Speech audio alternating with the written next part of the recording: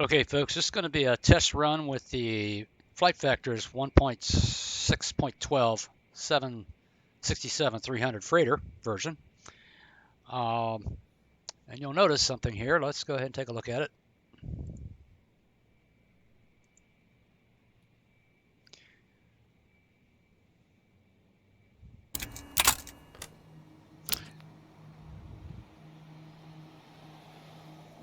Okay, it says flight factor incompatible with X-plane version. Your X-plane version is not yet supported. This is you're going to see no matter what. And this video I hope will prove that it is compatible, at least as far as I can tell. And it's going to be a little longer than I'd like it to be. It's going to be a hauling freight from Tampa to Louisville. And I'll go over some specs here real quick. It's empty at 198,000 pounds. It's got a maximum I believe ramp rate of 414,000, max takeoff 413,000, max landing weight 320,000. It is probably, let's go outside and take a look at it real quick. From the very top point here to the nose, it's over 180 feet, 3 inches, I believe, long. From wingtip to wingtip, it's a little bit over 156 feet wide, and from the top of the tail down to the base here is 52 feet high, so it's a pretty big plane. Probably one notch smaller than the Boeing 777. So without further ado, we're going to get started here in a minute. I got a few things I got to do to get it set up, and I'll see you then. Okay, so here's the game plan. We're going to do a night flight from Tampa to Louisville.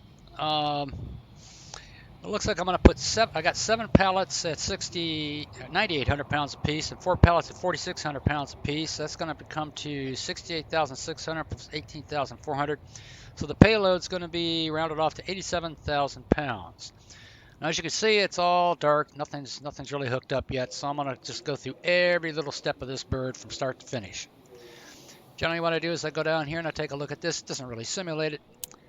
Put the flight data recorder to norm, and then do the usual safety check. Check to make sure the gear is down, the brake handle's up, the flaps are up, and the landing gear handle is down. All the switches that are supposed to be off are off.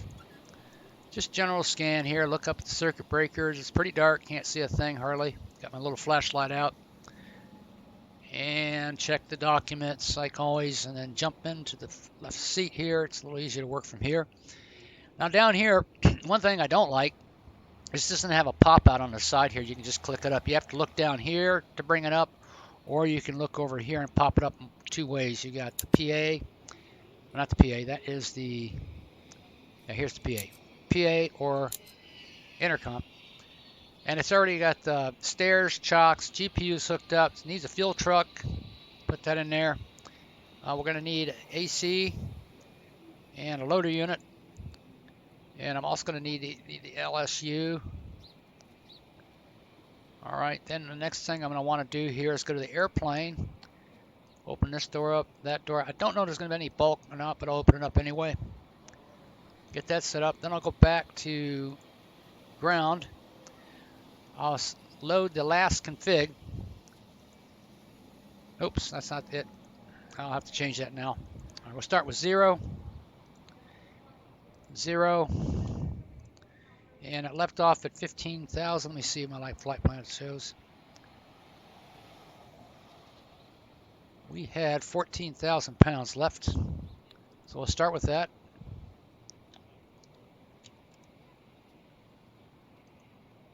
And then what we want to do is we see 7. We'll go with 7 pallets. Put that here. That goes up here. And on the bottom, based on the weight, it's 18,400 pounds. 18,400. Then what you want to remember to do is optimize your CG. Fuel and weight configurations has been saved. I don't want to do that. We'll leave it there. That's all right. Plane is not loaded. So that's going to give us, and what I also do, I keep a little log. Start, putting in stuff like, for example, 0 fuel weight is 200. 85,000 pounds current. We're looking at 18,000. Gross weight currently is 299. So before I load this, what I'll do is get a flight plan. Before I do that, I'm going to get this thing, bring this thing to life. So I swing on up here to the top. I can see these lights are on. I've got ground power available. We'll start by turning the battery on. And we'll go to auto on the standby power. External power, left and right bus ties. Position light, logo, and we get some air blowing inside. I'll need the utility bus for the trim circulation fans. We'll set these to auto. This is for the rear, forward, mid, and aft. And we're going to be hauling cargo into lower, so we'll select the aft and forward in bulk. Arm the emergency lights, and then select top down. We have 3 RRUs. Select the nav, arm the yaw dampers, engine hydraulics, and engine generators, APU off. Turn up the lights. I prefer doing these at night. I'm not going to use auto orthos. I don't see any sense in using auto orthos in the dark. That light on, so I don't need a flashlight.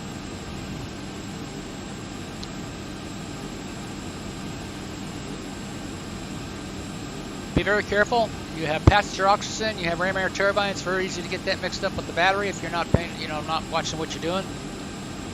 Set these to auto. Engine on 2, fuel pumps off, wipers off.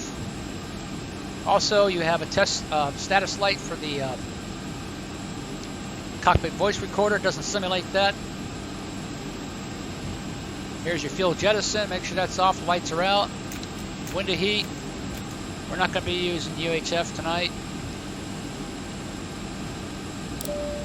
Smoking on. Seatbelts off. Set the index.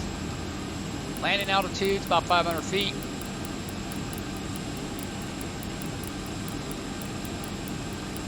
At Louisville.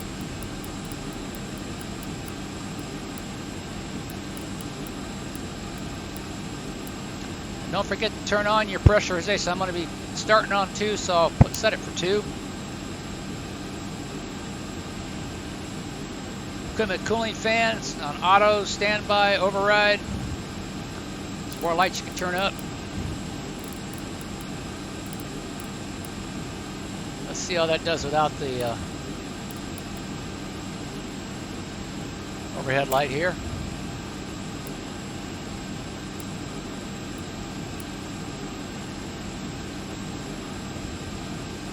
Get some air going. ISO's open. Bleeds on, APU bleed off. Overhead lights. Lights test. Check upper and lower.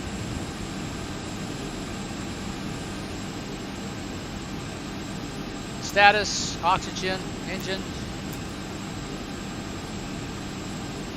Down to center. Cancel the caution.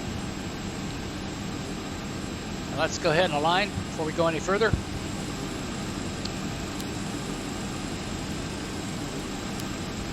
Okay, we're in the Boeing 767 freighter, Pratt & Whitney 4060 engine. Nav data is up to date. The model is 1.6.12. The operational program is 1.10.11 plus Bravo 3265 Delta 2. The fuel factor I'm going to be using this on SimBrief is 08, P08. Circle that. That seems to be working out pretty well. It gives me a little bit of extra fuel. And our location, Kilo Tango Papa Alpha, and we are located right about there. If you go to the Airport.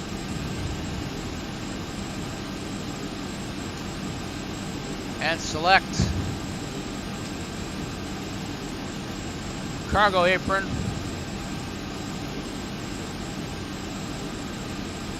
Take a look and see where we're at.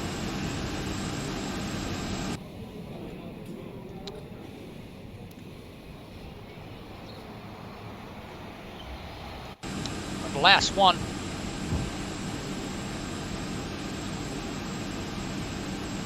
I don't know why they don't have this yet in X-Plane.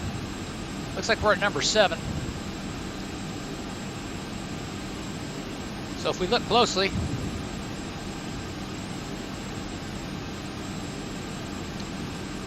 we got 27.58.5, 27.58.6, 82.31.2,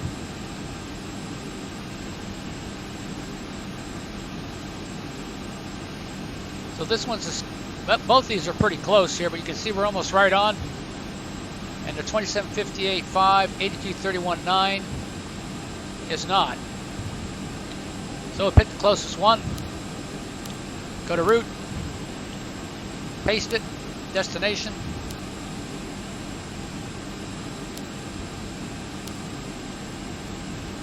Louisville. And I'm going to use, let's see, 5 X-ray 5391. It's a call sign. And that pretty much takes care of that part of it.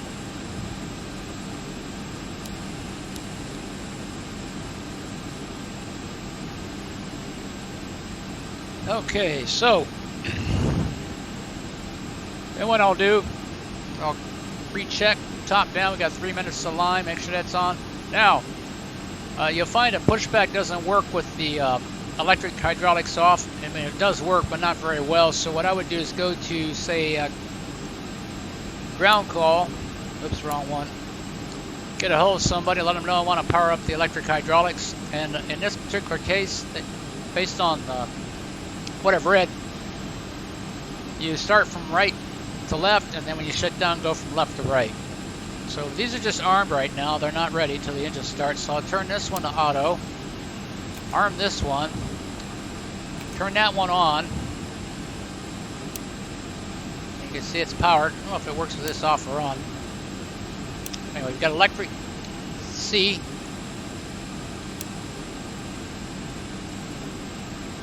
All right, so we got 1, 2, 3. Now she's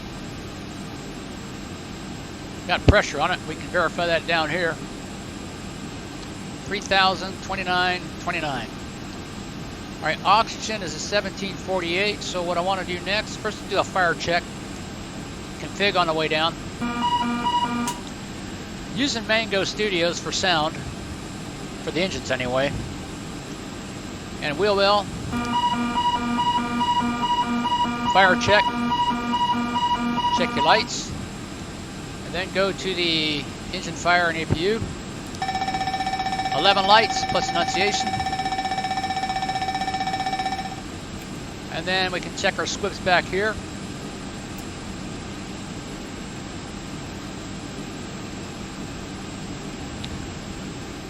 Now, unfortunately, I can't do a stall test. I tried doing it even with being aligned, but it doesn't simulate that. So we'll pretend we did it when we did. All right, then I go from left to right.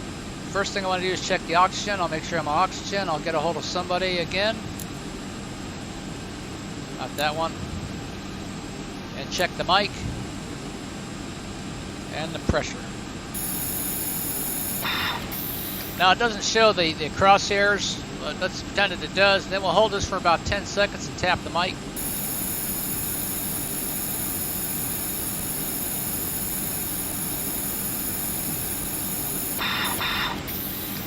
And make sure that that's working. Communications is good. And then we'll check the pressure loss. It doesn't simulate that. You should stay no more than 100 psi should be lost. Then we'll turn up a few more lights over here. Panel lights. I'll leave the overheads. Floods don't need to be on where I line. Then we go down here to the instrument source select For the flight director, on the captain's side, it's on the left, and on the first officer side, it's on the right. So left, left. Electronic flight instruments alternate is off, and the alternate IRS is off. And the air data is on the left side, and the air data on the other side is on the right. This is a little speedometer here for taxiing. Check the Barbara, it's 350. The indicated down here is 200. 200 is checked. And moving right along. This is now live and ready. The altimeter looks like 2991. Field elevation. If you want to set the altimeter on the other side, all you got to do is hover over this little screw here, press that, uncage the alternate ADI. It has ILS and back course CDI and glide slope. We'll leave that off for now. Check the secondary airspeed indicator, vertical speed indicator, check the time is current, and you can reset the clock. It runs. You want to stop it to the left, and then when you start it again, all you got to do is flip it like that. You're on. All right, the reserve brake steering is off, and caution in the morning. We'll check the recalls there. Make sure nothing unusual is on there. The standby backup engine instrument set to auto, and the brakes are RTO, and the engine gauge all indicate normal. All messages in here, and select the center for the computer. This is the rheostat, and the engine power selector is on both. And over here we look at the headings. We have true and magnetic. Like magnetic, 3 green on the gear levers down. Outside air temperature should match TAT, total air temperature. Flaps are up. This is kind of a confusing one here. You got to be careful because it looks a lot like the brake. Some people select that by mistake. This is the alternate flaps. This is the leading edge, trailing edge. This is the alternate gear extension switch, and your ground proximity switch is down here on the bottom. Flap, gear, trim, guard and close, and then jump. Just back out a little bit. I select this one to map, one click over on the transponder 200. That one click. Make sure you see TCAS off. Same thing on the other side. All the way over, one click back. TCAS off. Now this has what I believe is an automatic. If you select it all the way, you should only see TA only, because the TCAS doesn't activate until you get above and or the altitude, until you're about 400 feet off the ground, AGL. Okay, that pretty much takes care of most everything I could think of over here. I also checked oxygen on this side. And you can also put the oxygen mask on. A couple breaths of that. And then go back down here into ground, tap, optimization, just to double check, and also your maintenance. Top off your reservoirs. There's already done. And that pretty much takes care of most everything there. And I'll just go to my checklist, take a look at a few items. You can go to charts. I use Avitab for mine. If I go to charts, I have to log in again. It does it automatically, but it doesn't make any sense why I want to do that since I've already got them in the other chart. All right, I did test the oxygen. We checked the pressurization mode selector. Flight instruments are good to go, and the gear pins are removed. All right. So what I need is a clearance and a time to push out of here. Before I do that, I'll select the flight director on the left side, flight director on the right, and I'm expecting ended. I'll just set 61. It's either 61 or 51, I can't remember which. And we'll check the ATIS. Information, Juliet.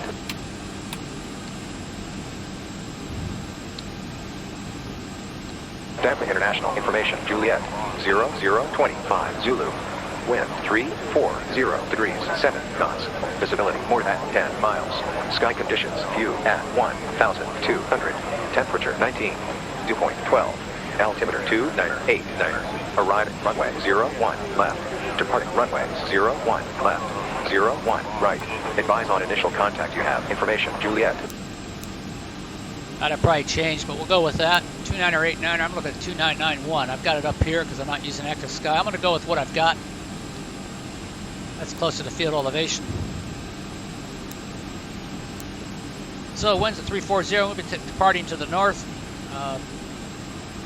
And I'm going to take off on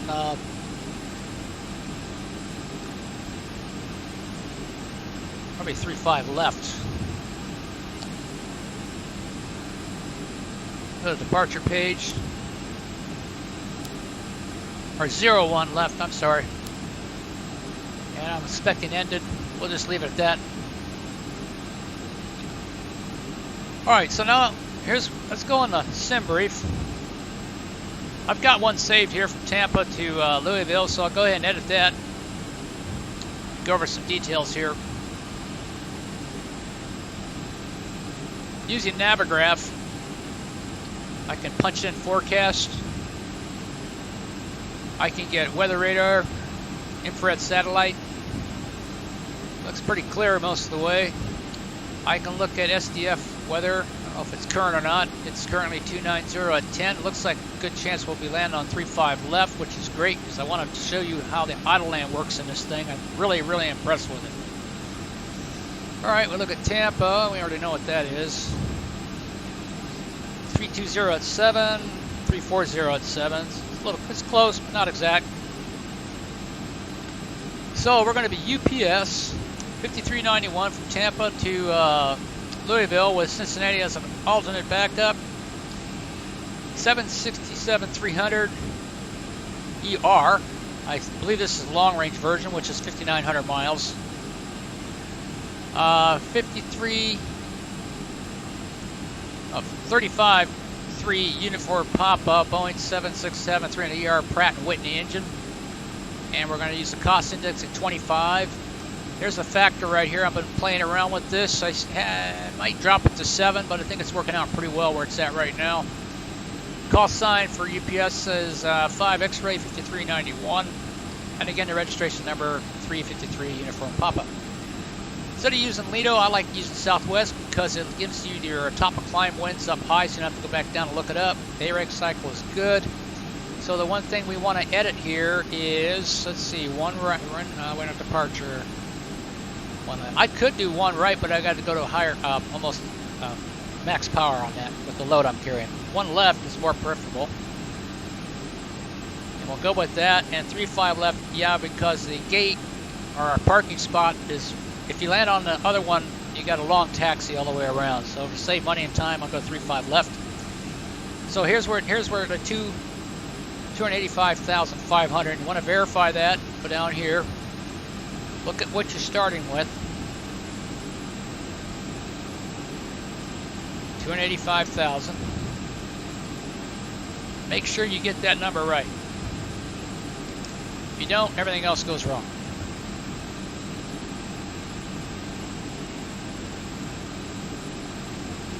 Don't worry about the freight.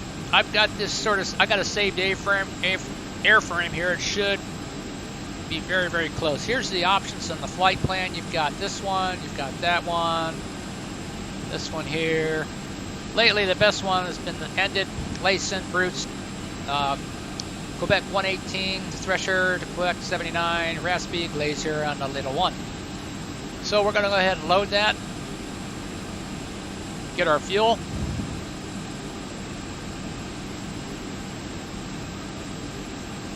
Okay, down here on the lower left, you got your fuel, so we're going to load, I write it down, 35,598. Then up here, I'll look at the departure time.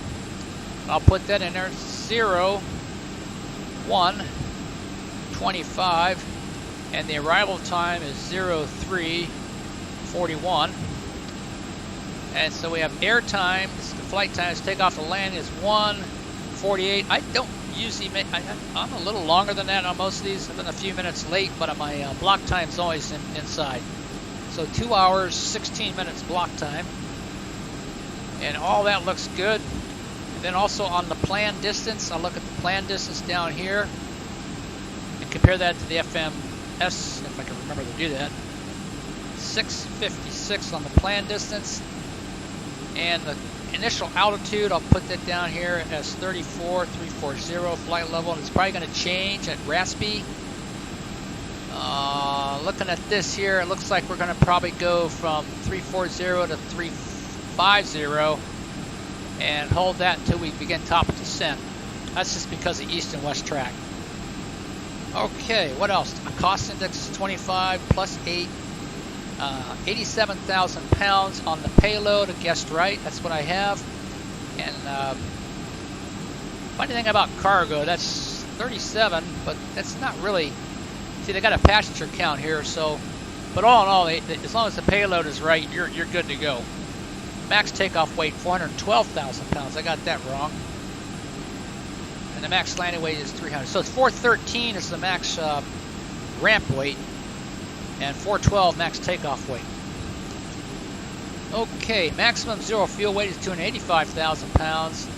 The estimated takeoff weight on this, if we burn 1,000 pounds, that's a 20-minute allowance, we could be as low as 319,598. I doubt that, but before I get too crazy, let me go ahead and save this. I put it in my PDF, and I'll put that in the Abby tab. Stash it there for now. Then I'll go down here to Performance Tools, and I'll populate that.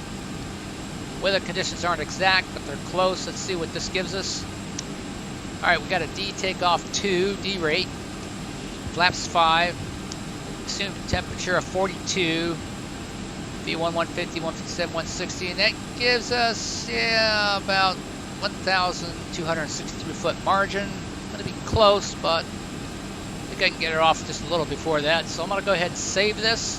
I'll take a screenshot of that. Then what I'll do is I'll exit the full screen. I'll jump in my Bandicam, and I'll take a cut of that.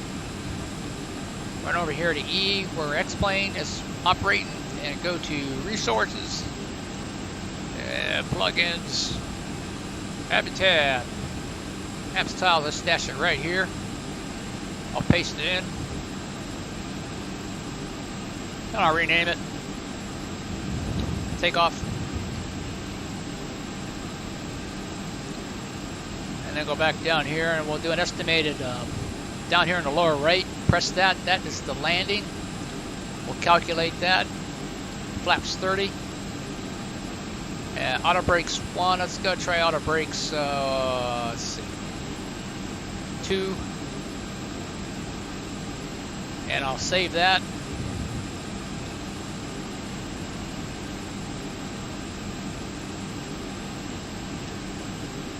Cut that one out.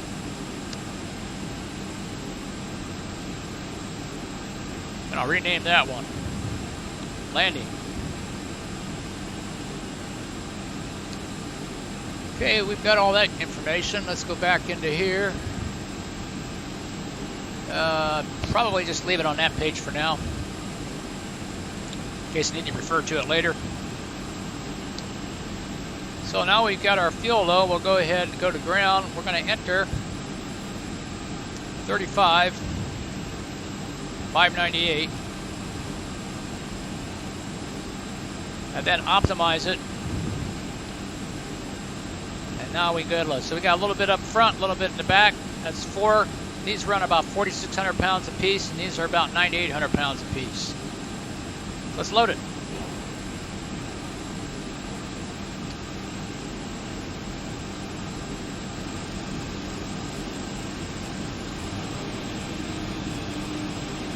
Now we can go back into here.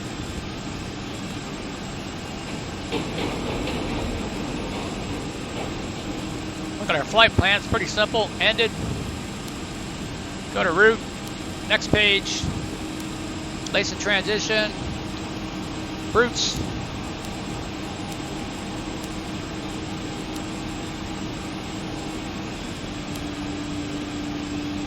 And Quebec, 118, airway.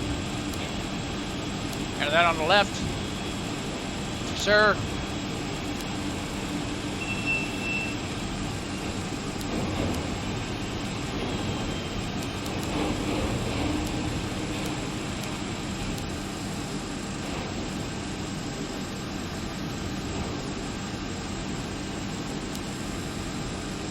Q79. Quebec. The Risky.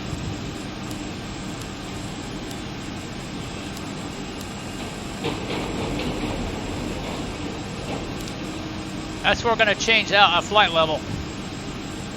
Starting with 34, we'll go to 35. Next page, laser.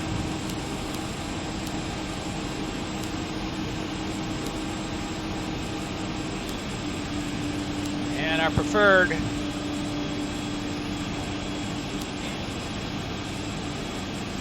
135 left. I'll start it from Bourbon.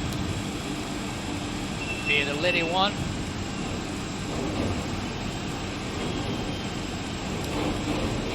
Laser. And we'll check our legs. Vector out.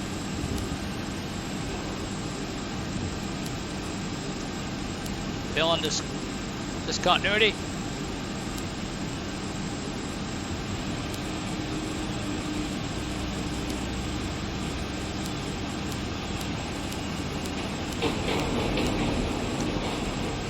All right, and if we're in agreement, we'll go ahead and go to route, activate, and execute. Go to performance. I'll start from the right because we're not loaded yet, so I'll go with flight level 340. Cost index of 25. And this is the nice thing about the top of climb winds are right up here. 315 at 50. And the reserve, I go FAR reserves. Instead of 30 minutes, I'll have 45, so that'd be 6.8.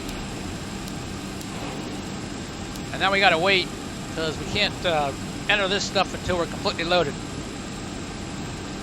So that takes care of that, so let's look at our time. I'll probably leave early. 014, 0125. Got about 20 minutes.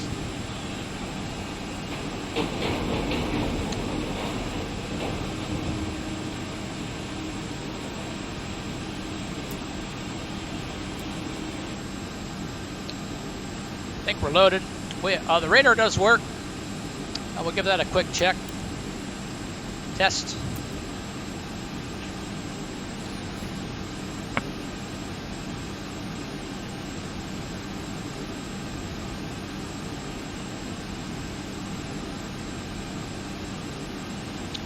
Let's check terrain.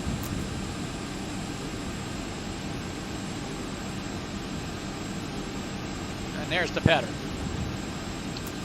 Probably won't be using much of that tonight. I'll just put nav aids on my side. And over here, I'll put this one on. There we go. Auto. The VORs, what those do is cross-check and keep the inertial reference system and GPS in the FMC honest by verifying where you're at periodically. I have not done a RNAV approach in this thing yet. They say it didn't used to be able to do that, but I believe it does. You do get vertical guidance, so I'm anxious to try that. But right now, I'm definitely excited about using the auto land, because this thing does a really, really good job. All right, so the clearance is 6. What's that clearance again? Let me check this real quick here. Go to Tampa. Airport information. We're going to taxi Juliet to Whiskey 1. And on the ended,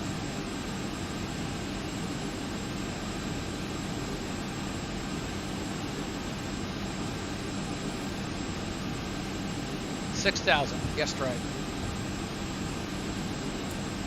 All right.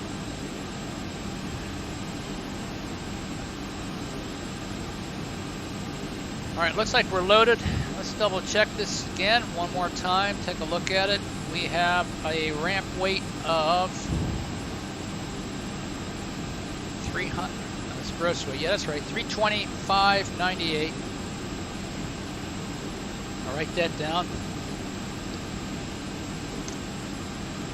Come over here. What I recommend is don't manually enter these numbers. If you want to be sure you got the right amount as far as your gross weight goes, enter your zero fill weight, which is up here, 285. Let's see if that works. Plane is loaded. All right, select 285, 320. All right, you don't have to execute or anything like that. Just move on to the next page. Then what you want to do is come out of here, go back to your flight plan, go to your file and your takeoff performance page.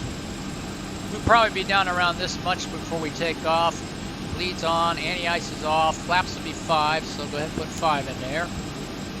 The CG will also enter automatically, but before you do that, enter the assumed temperature, 42. And then just bump this 20 at 4.1 on the trim. This is just about where it's at right now.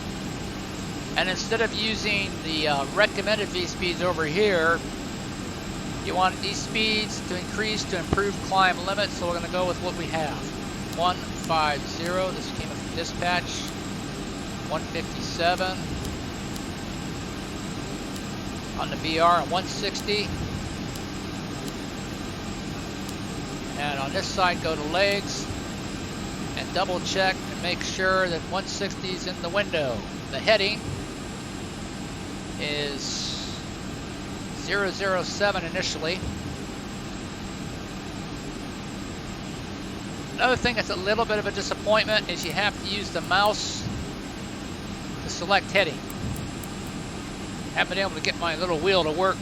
Don't know why, but it doesn't work. Then also, to make things a little easier, select LNAV and fly the map.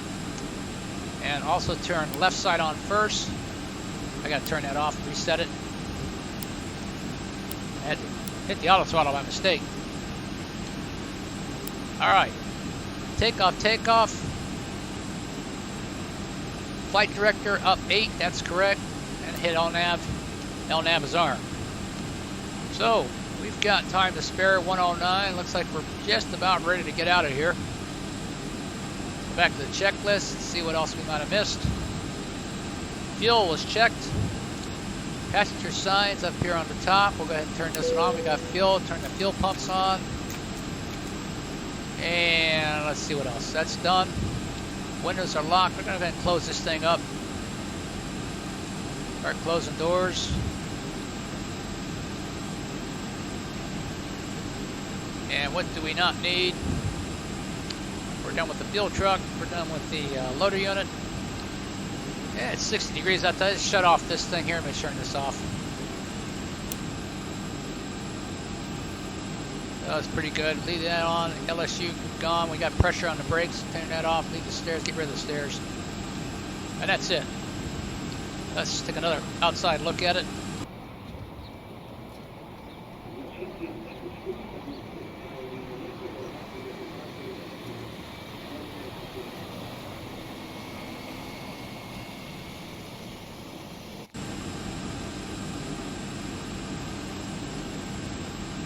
Okay, now with this one, I'm gonna probably leave about 5 minutes early. You want to start your APU on a little earlier than you normally. Normally it's 5 minutes out. I usually give myself about 10 minutes. It's kind of slow to start this thing up. Go ahead and turn the anti-collision light on and hold it and start for about 1 or 2 seconds. Wait for that light to flash and bring it back. And then you can watch it slowly spool up down here. I haven't flown this thing since X-Plane 11, X-Plane 10. Goes back a long way, so it's been a while.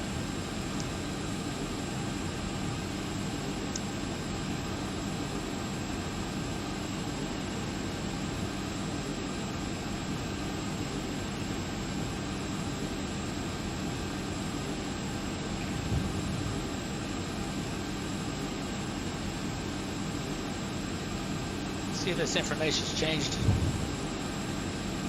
Sky conditions, view at 1,100. Temperature 17. Dew point 12. Altimeter 2991. Arriving runway 01 left. Departing runway 01 left. 01 right. Advise on initial contact. You have information. Kilo. Okay, we have information Kilo. And that's all ready to go. So we'll go ahead and first thing I'll do is I'll put on the APU generator. And then disconnect.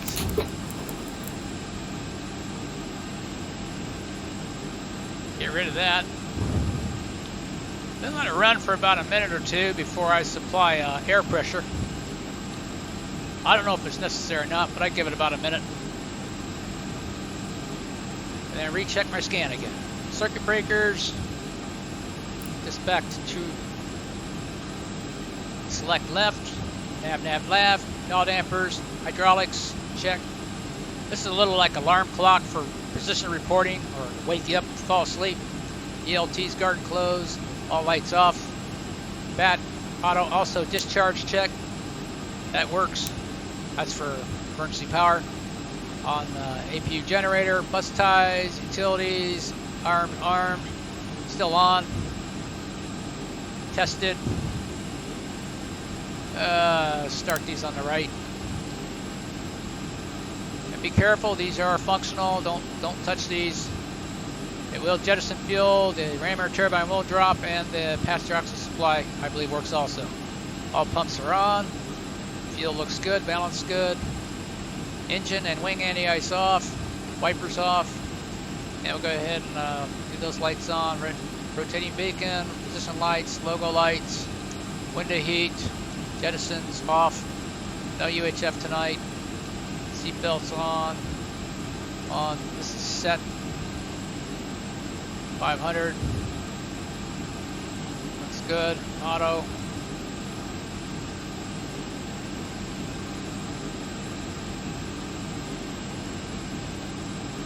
Okay, I'll leave that off. Let's go ahead and turn that on now and see what's going on. See how the pressure does. We have pressure. And air conditioning. Recall. All right, windows locked and set. MCP is set. Takeoff thrust is set. Takeoff speeds are bugged. CDU is complete. Rudder and aileron trim 0. Taxi takeoff briefing. We already went over that. And a collision is on. And let's see. Anti-ice is required. Isolation switch off. Okay, go to that much. What time is it? 1:14. So it's going to push back plan. A little tight over here at this end. If I can get out of here. Yeah, we'll have to. That's. Round to cockpit. Plan acknowledged. Call me through the menu when you are ready. So you want to go to the engines page, and you'll leave this on most of the time, so your vibrations isn't covered up. There's also another option. You can go to this one, all in one. But you have to make sure you can see that vibration. Most of the time you leave it there. Now eventually I'm going to go ahead and clear these.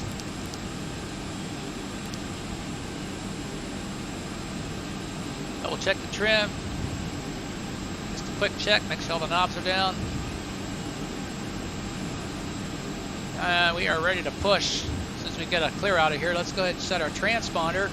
Let's say we're going to be 5143. Got our PDLC.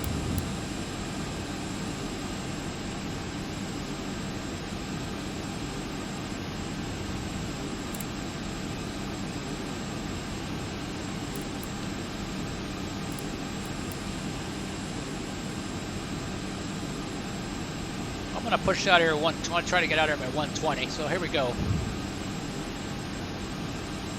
Ground to cockpit. Tow is driving up.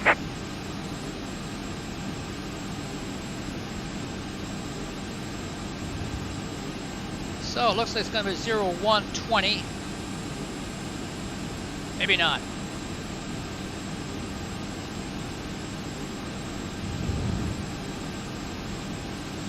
Okay, before I forget, I always do this.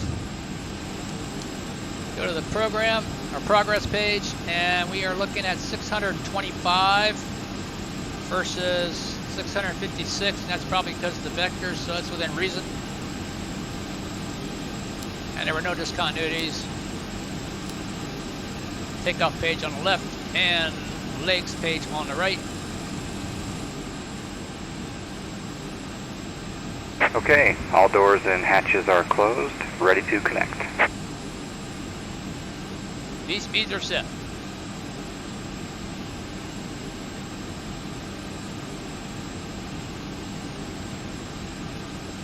It takes a little to get it used to. If you've been flying the NGs and you jump in this big beast, or the 777, you're sitting really high off the ground, so you're taxiing faster than you think, and you do have to lead your turns a little bit if you look outside.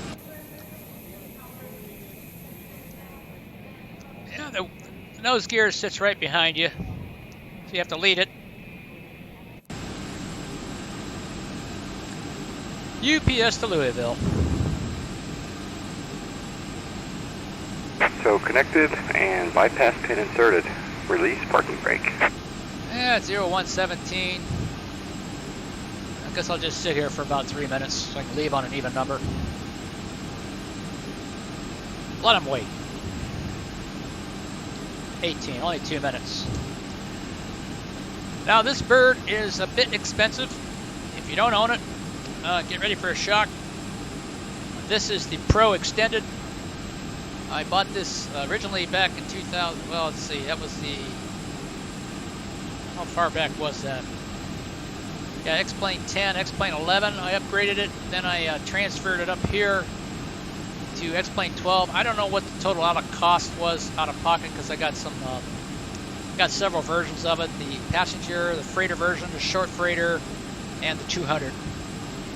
And this is supposed to be the modern avionics. I did not get the 400. That has more or less a glass cockpit. I didn't really care for that much. And I did see a video recently, that's what reminded me that I had this in my arsenal, so I just thought I'd fly it, test it out. 2992. Been neglecting it. All right, team, 1 more minute. Then we roll.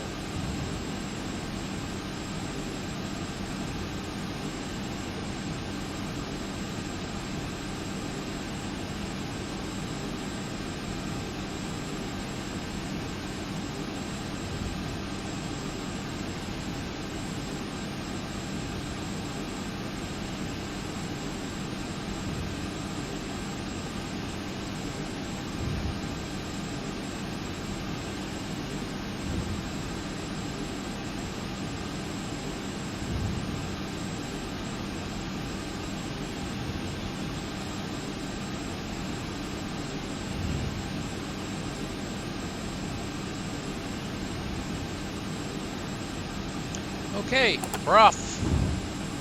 Starting pushback, and you may start engines. And clear this side, that side. And we won't start till we get all the way out. Put this little light on.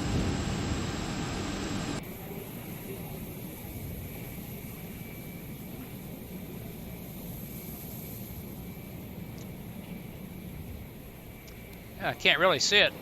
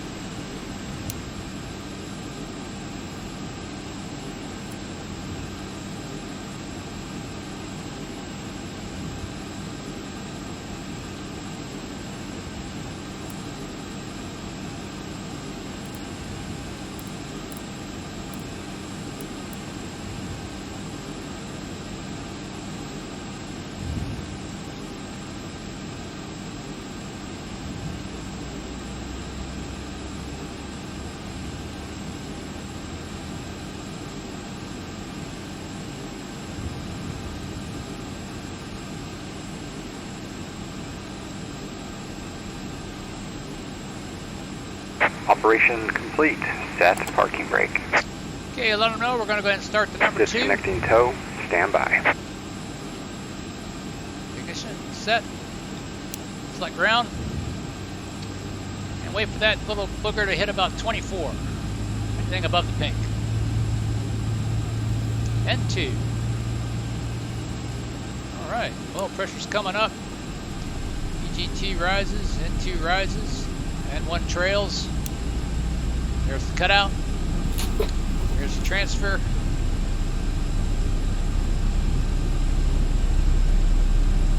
It takes a little while to get it up to ground idle. I think it's the same as flight idle. Fuel flow is coming up, 0.7, 62 Tow is stabilized. disconnected and bypass pin has been removed. Hand signal will be on the left. We'll see you next time. Have a safe flight.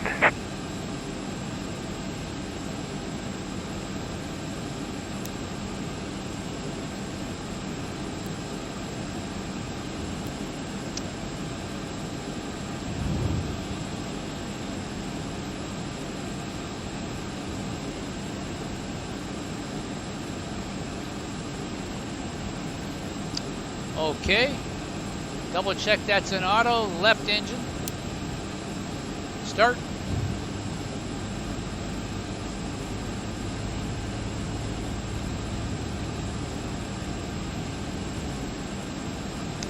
Good to go, light it up. EGT, oil pressure, fuel flow, N2, N1, cutout, transfer. Oil pressure's good.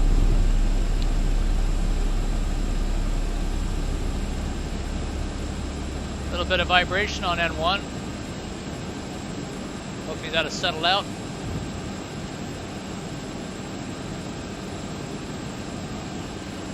Fuel flow slowly rises. N2's at 64, 375, 76. She'll start to drop.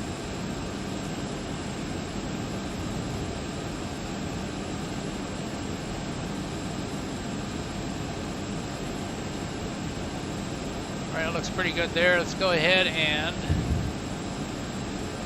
shut the APU off. I'll leave the center isolation on. You need that for the air. And we'll put on the right pack, left pack, reset utility, and turn off the APU generator. Shut down the APU. Flaps to 5. Check trim.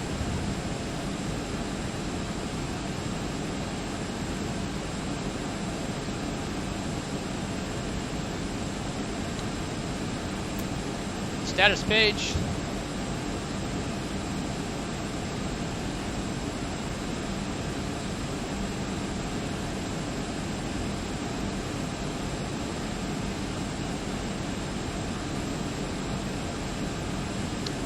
Okay, trim is set.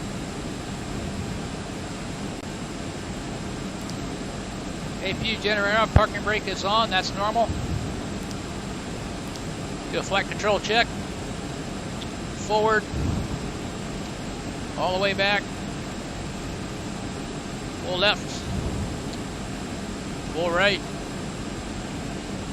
left aileron, right aileron, engine gauge, and when we go ahead and go to our checklist one more time, take a quick look. Any ice not needed, recall complete. RTO set, ground equipment removed, pin in hand. There's a takeoff briefing, we already talked about that. Flaps are set. Stabilizer trim is set. Flight controls are checked. Cabin is secure. And pre-takeoff taxi, we are ready to go. Contact ground. First thing I'll do is turn on the turn-on lights. Nose, nose. And make sure that that's on, and that is off. Clear left, clear right, get the brakes and click. And slowly start going forward. She'll roll on her own.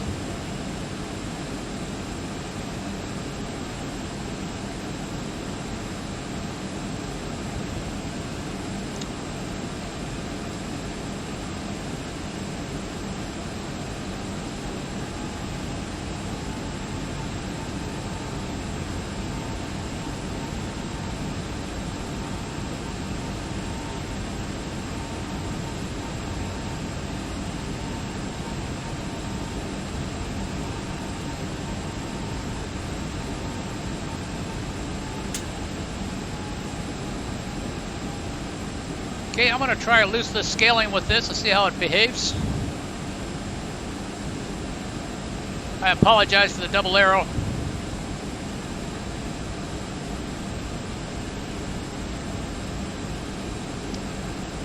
Seems to make things a little more crisp, sharp inside the cockpit.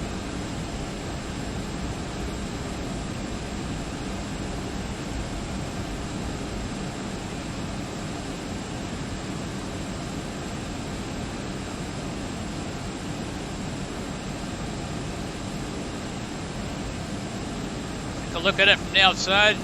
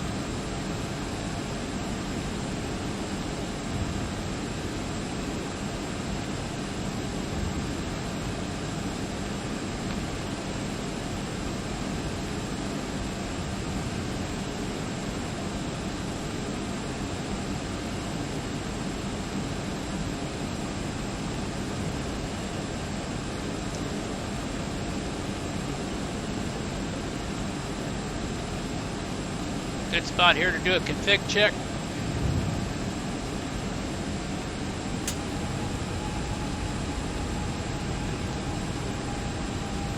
Config check.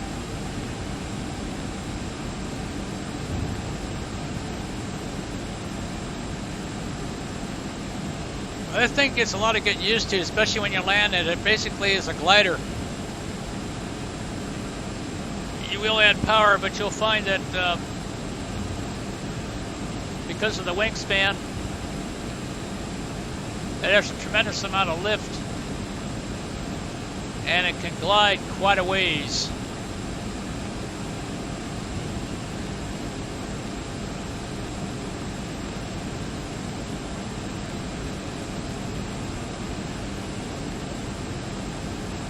You will have to hold short here.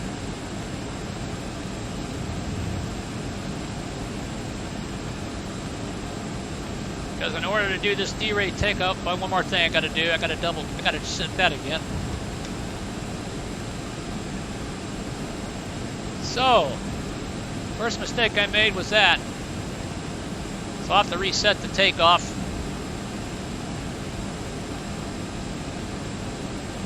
D-takeoff, well, actually that'll work, but that's more thrust than I really need. So I'm going to select 2. I'll have to erase that. Let's hold short here and make that correction.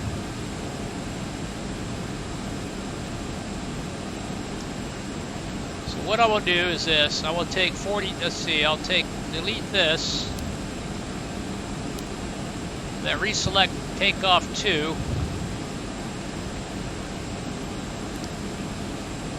You've got 1 and 2, and then I'll re-enter the, what did I say that was, 42.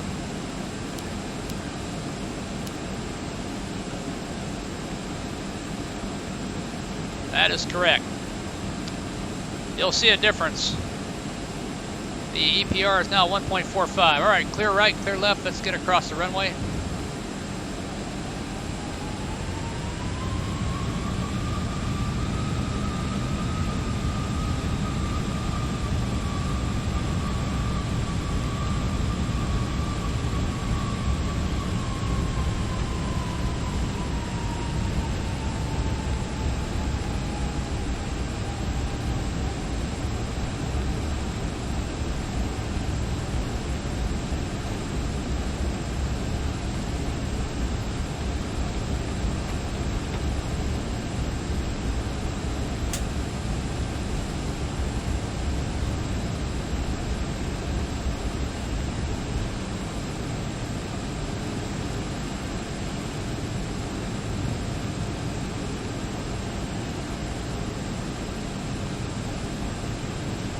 34.6. I'll probably be just a little under that.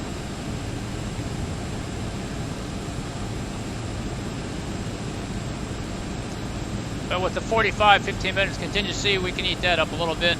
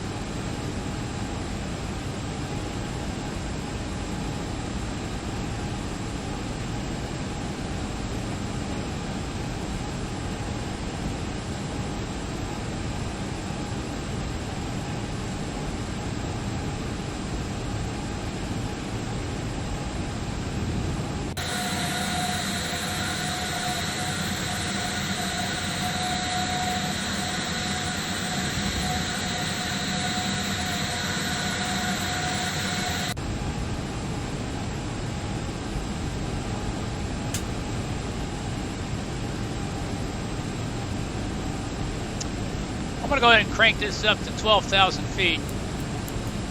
So I don't have to do it when I'm flying. I'm going to do a little hands flying. That's usually what you get on this. As soon as you make contact, and the initial heading's really going to be 003, but I'll have LNAV selected. Good enough.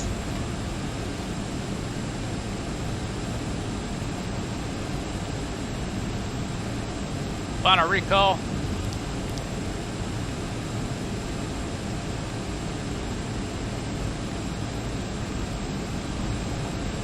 Yeah, I ran at minimum 31.4. Supposed to be 31. What did I say it was? 34. Yeah, we're a few 100 pounds shy, but we'll be all right. All right, let's slow up here. And wait for the all clear to align. And we're clear to align. All right, strobe on. Auto throttle armed.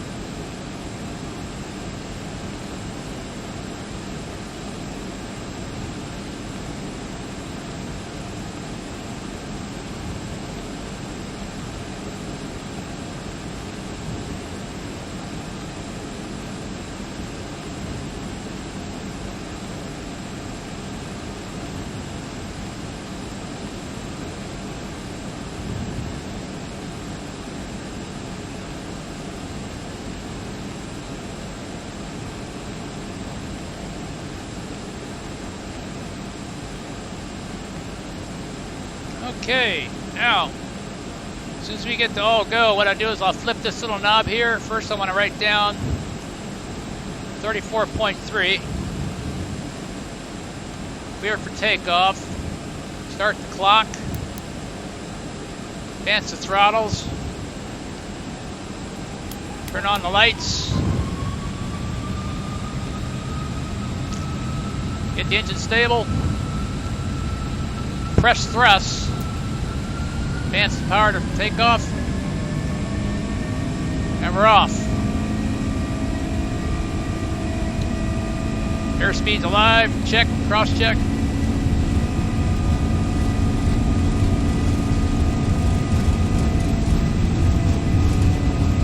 $80 knots.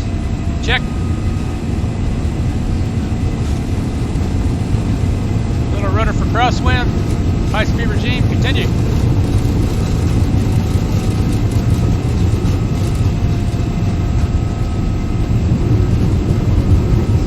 There's V1. Rotate.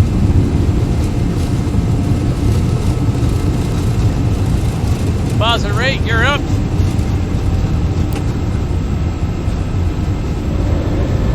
Okay, just a little below 20.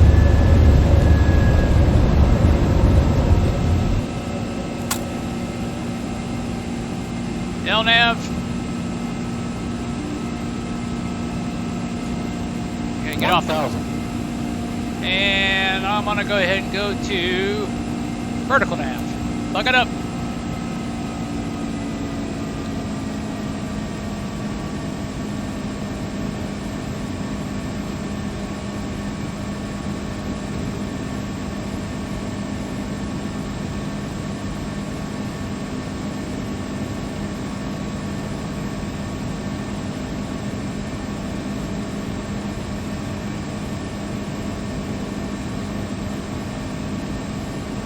Alright, flaps to 1, speed check.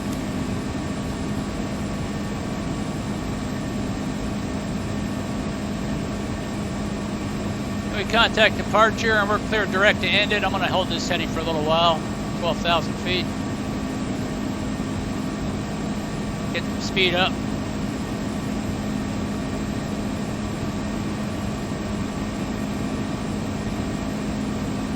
Alright, speed check, clean it up. And the co-pilot has put the gear in the off position and shut off the auto brakes. Let me get it trimmed up just a little better than that. That looks pretty good there. Let the autopilot have it. And proceed direct. What'd I say? End it.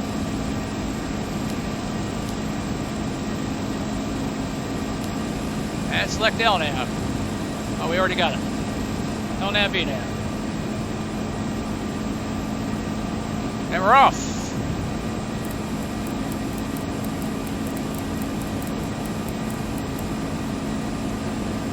All right, let's see. Turn off the nose lights.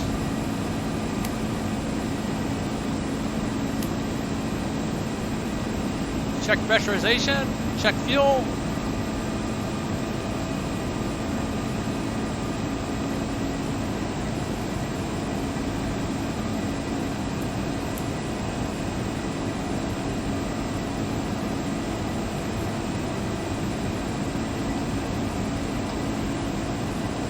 Alright, wrong page.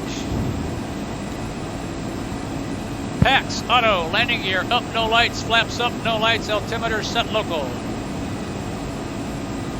Checklist complete.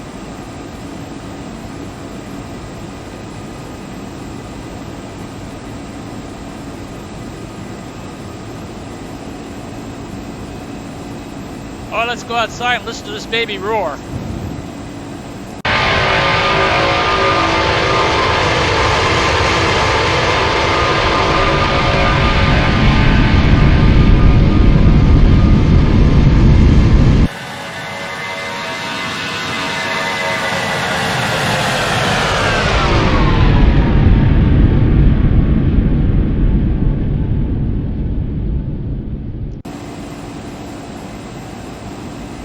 Mango Studios.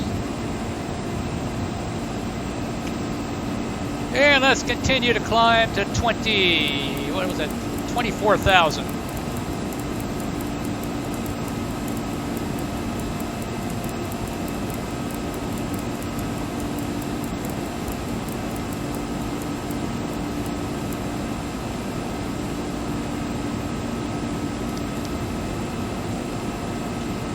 And we're coming up on 10,000 feet.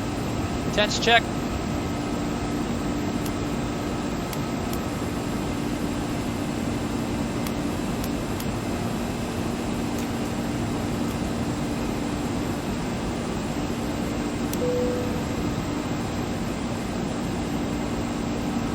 And accelerating.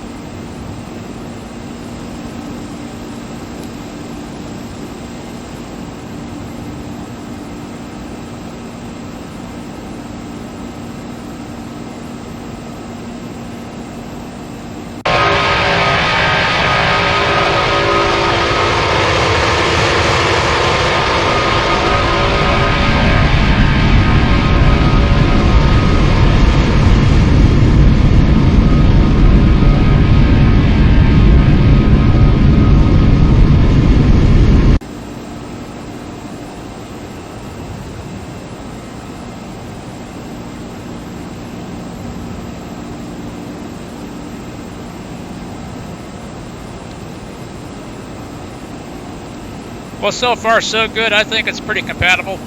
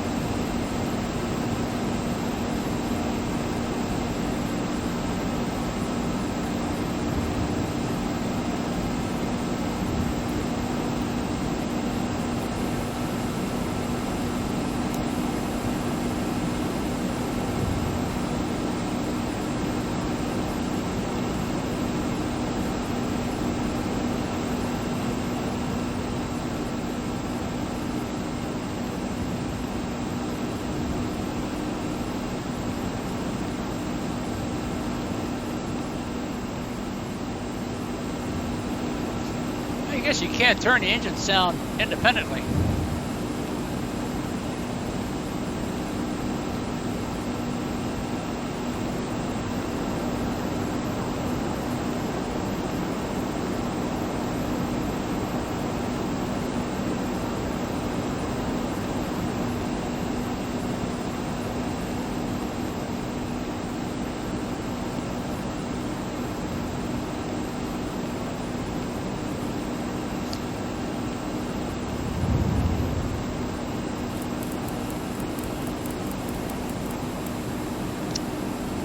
All right, let's keep on climbing to 34.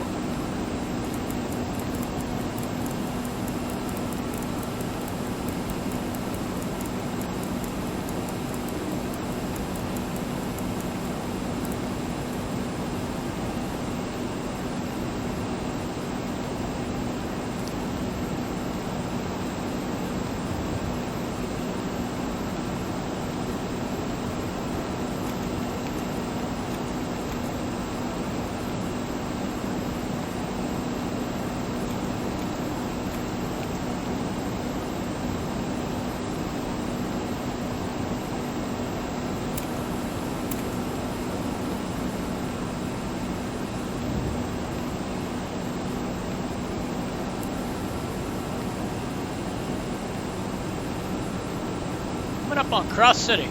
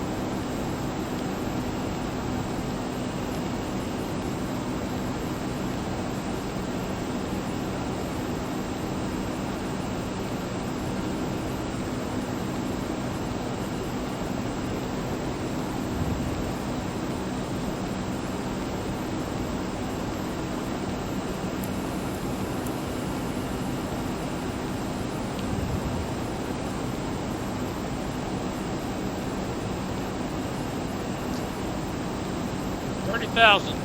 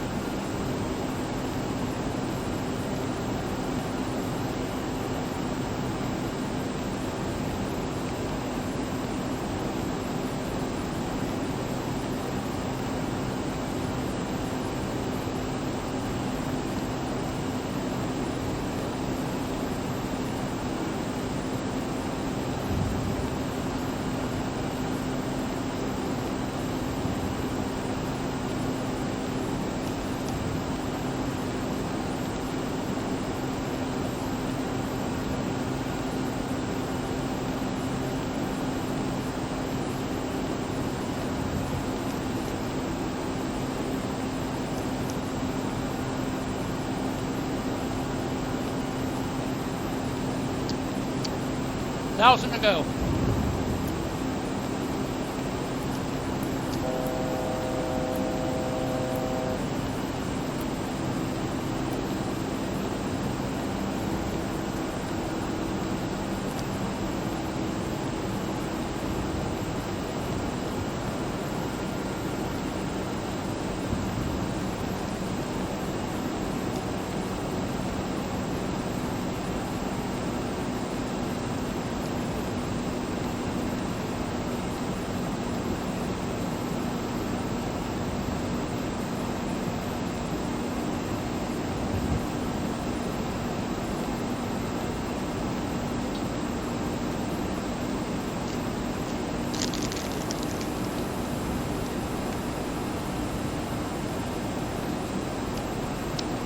Altitude capture in the box.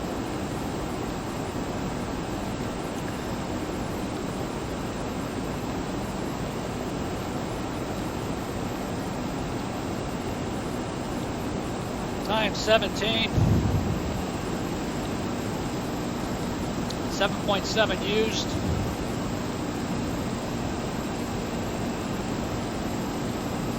$27.8. Okay.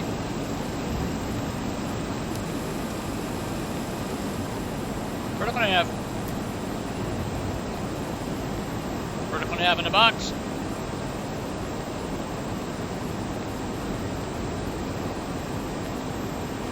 Vertical nav. Alright, engines check. Status check. Pressurization check. Fuel check. Verify. And survey says 27.8. Oh, I got that one right on the nuts there. 27.8. Burn 6.8 plus 1, 7.8. We burned 7.7. Time, oops, 15. We did it in 17. Okay, next.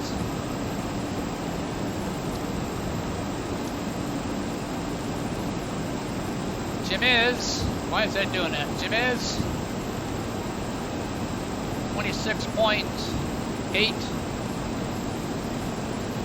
predicted and 24.7 predicted. 16.7, 16.2, and that'll probably change. Go to legs, crew data.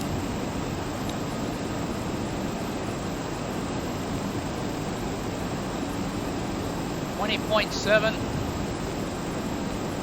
So it looks like we're running a little ahead. Might want to.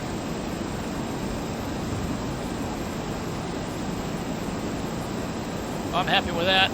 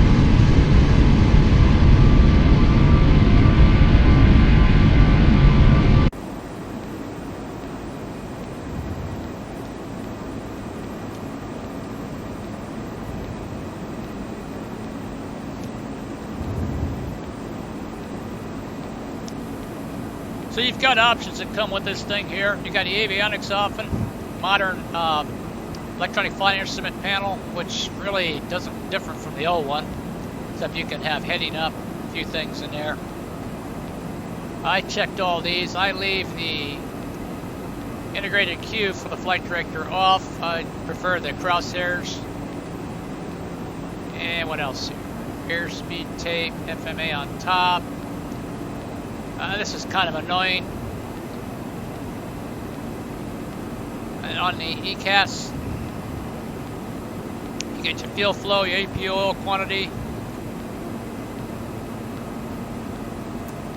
It's this page here.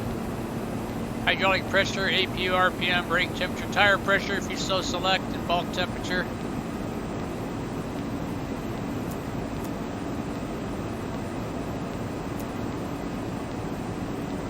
I left this unchecked on the autopilot command manual arm. These three, autopilot has 3 instead of 2.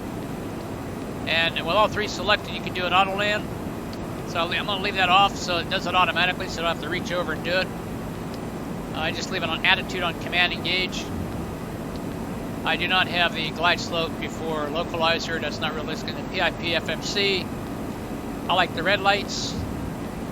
That's the radio frequency lights. And ground proximity warning system. I don't know. Oh, electronic. Okay. I'll leave that selected on. And then on the kilohertz radio, I'll leave it at 8.33. Other than that, you've got sim settings. I'm using pounds and throttle block. Kind of wish they had ghost throttle. That'd been nicer. Interflight data, realistic sound, real weather, advanced wind shear, use better pushback. Just a plain Jane mouse. Unfortunately, I can't program this button on my throttle quadrant to work this one. I don't know if that can be done. I just leave the engine valve turned up. I also have this little plug-in up here, this Lua plug-in, sound volume control. I don't use it very much. What else? Effects, I'll leave those unchecked. I remember using those previously. It seemed like those gobble up a lot of frame rates. Failures I got set to 0, challenge 0, so I don't have any in-flight failures. And I believe this here is for the Mango Studio. You got your airplane operations and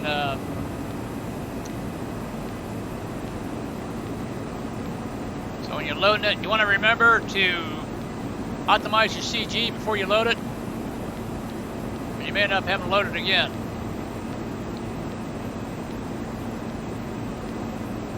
And you've got your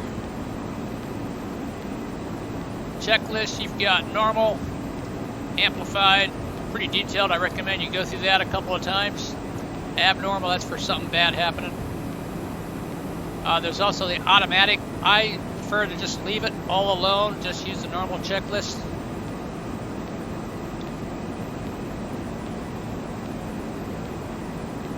Kind of wish they had a pop-out on the side here, and or a pop-up checklist up here. Would have been nice. Would have been nice to be able to program my mouse on this.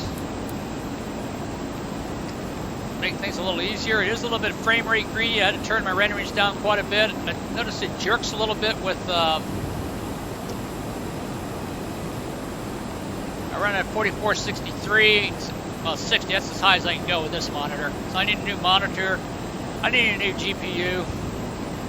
But despite that, I'm still putting out 38, 39. But it's a little more demanding than the IXEG. No point in using auto orthos in the dark. The only thing I modified on this one is the lighting, the ground lighting.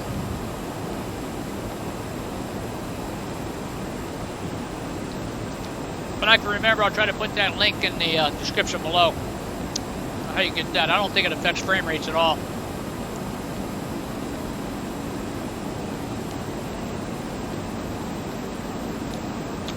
So if you're concerned on it not running xp12, I think you should give it a try. If you've already got it. If you purchased it back during xp11, I think it's only about $25 more to upgrade it to xp12.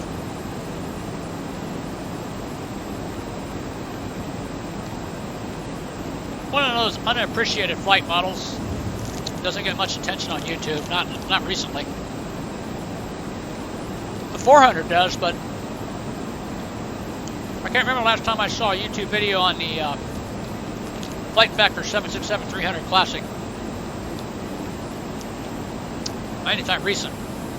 Now I noticed I'm using, I'll probably have to check the settings on this here, elusive scaling, getting stutters.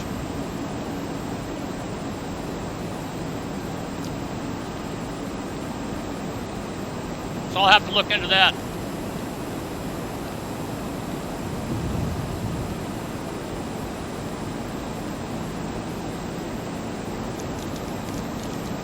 I need something to munch on them. Pecans.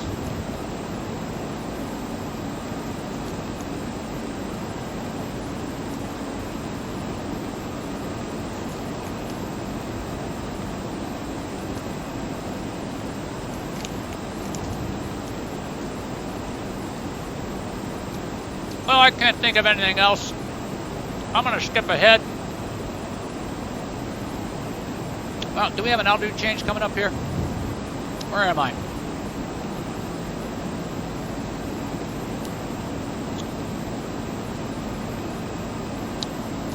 At 343, 355, 354, 354.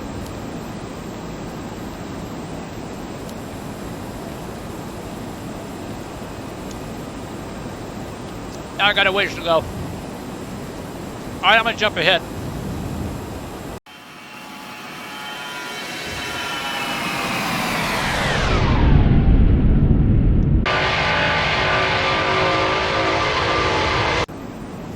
Okay, we're coming up on Recipe. Gonna drop down to 33 and then we'll start our approach, our arrival.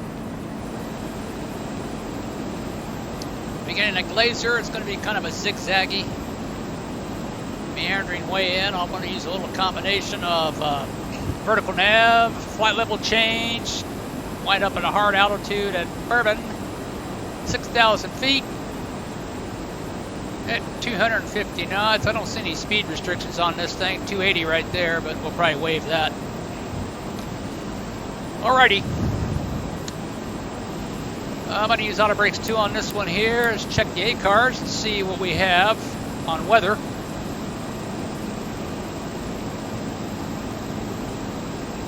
Get the latest. Oh, 50 minutes old. 280 at 6:10. Let's see, altimeter 2991. That hasn't changed yet.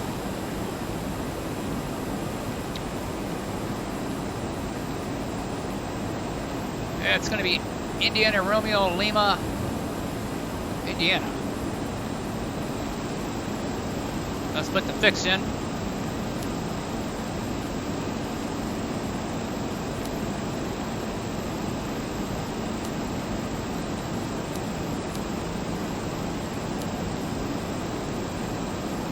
.89 10890. That's it right there. A ring at 5, a ring at 10, and a ring at 25. And we are about 25 out from that one, and we are, that's going to change.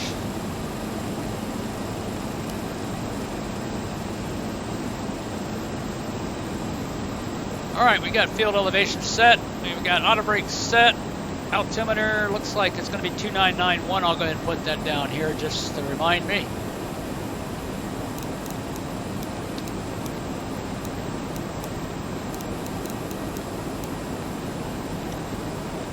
Not much there going.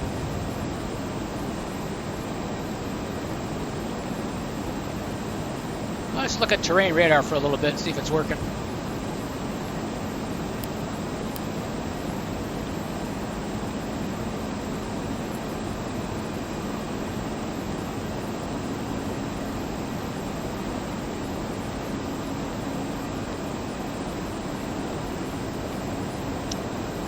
I can't see what I'm doing.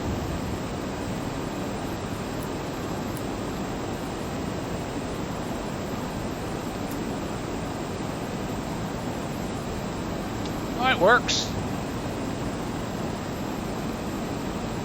Not going to need it.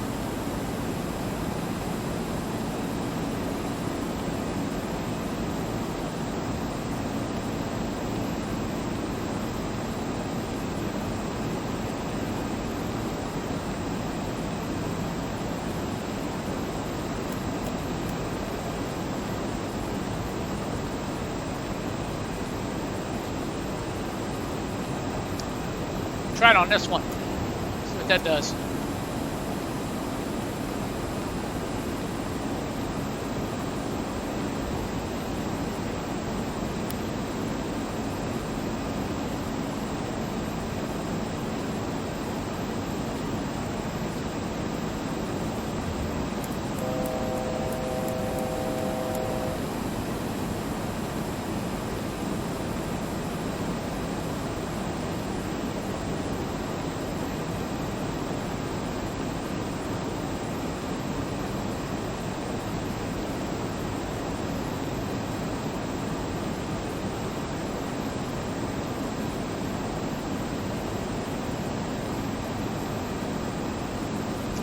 I've been noticing these little flashes out here in the dark. I don't know if that's X-plane trying to imitate meteors or what that's about. I don't have any AI traffic going here. There's another one. I know not.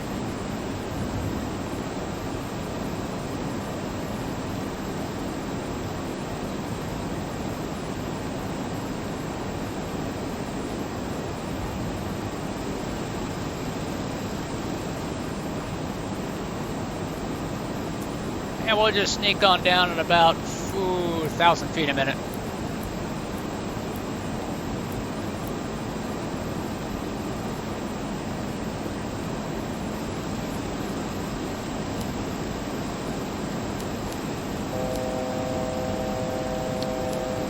And that will change.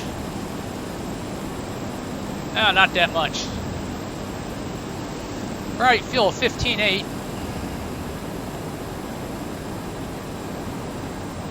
See if I can't get a landing weight.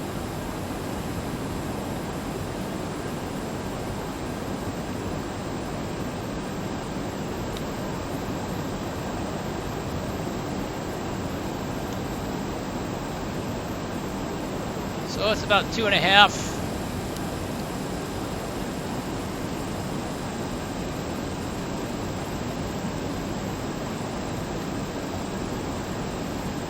It's about 300.7.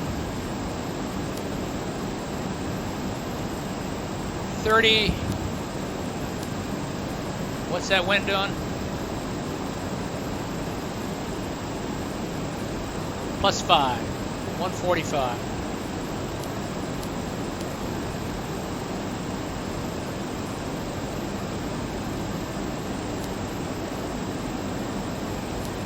Set. Auto land.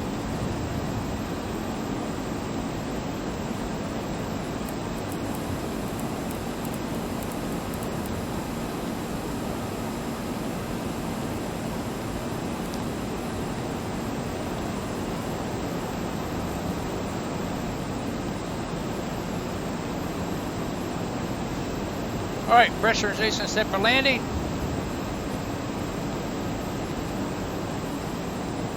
Recall. Auto brakes. Reference bugs. Complete. All that's left is altimeter and nav aids. I'm gonna go ahead and set those up.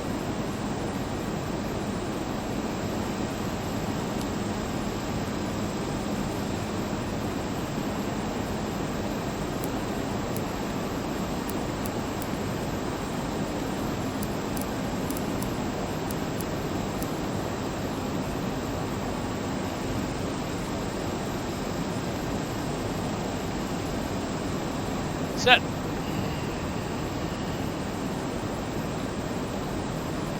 I don't think this is working. Let's try to scan it down.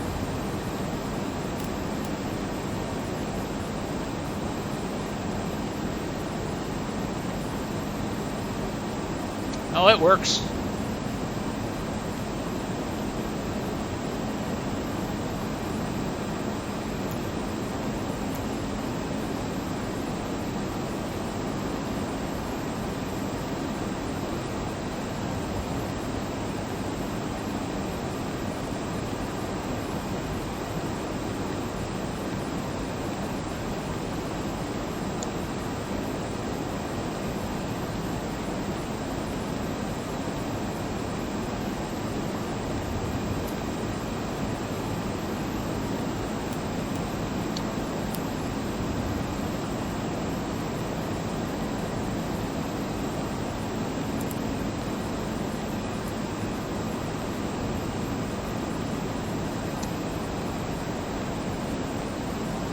All right.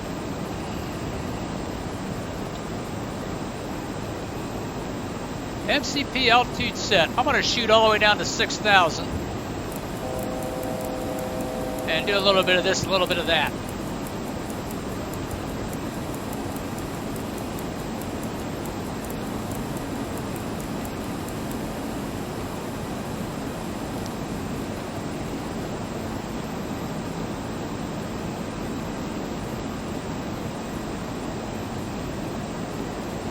And we wait.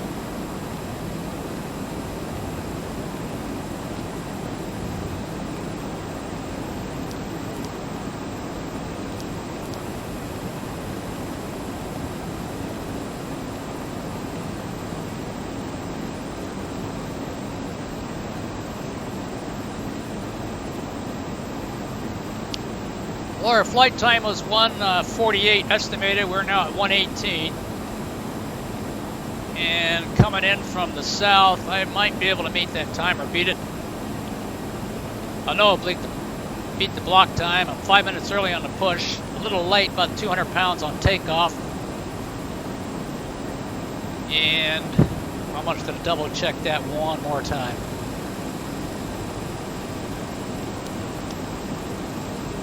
And 15.8, just do a double check.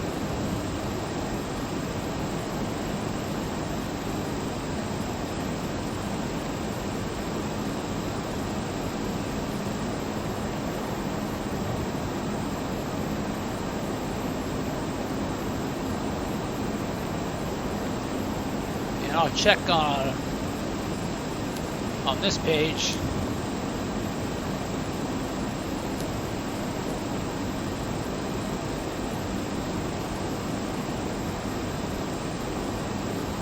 Yeah, a little bit of adjustment.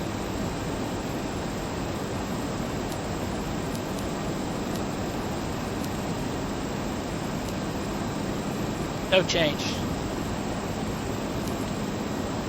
We'll go with it.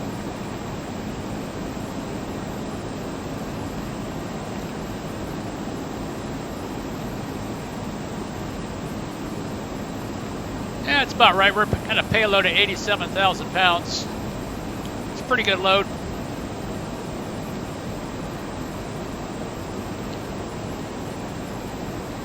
Somewhere I had the maximum payload allowance on this thing.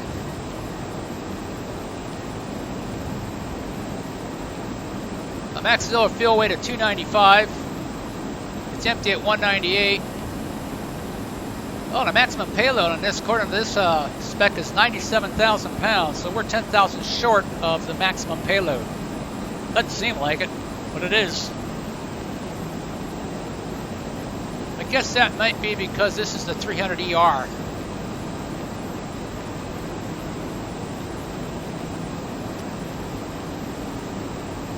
Although I think the range is weight dependent, and the surface ceiling on this guy is 43,000 feet, and that would also be weight dependent. So you got between 5990 and 3500 on your range.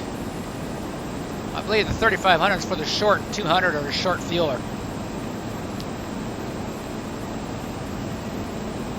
One way to find out, go to SimBrief and plan a flight from New York to Paris. See what I get.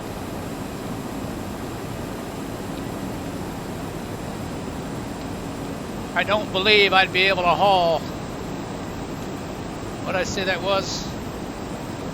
97,000, probably more like 70, 75,000.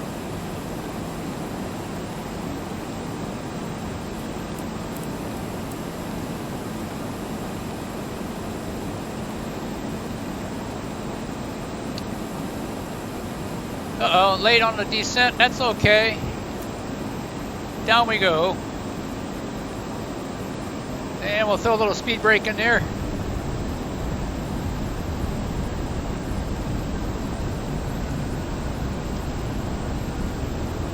VNAV speed in the box.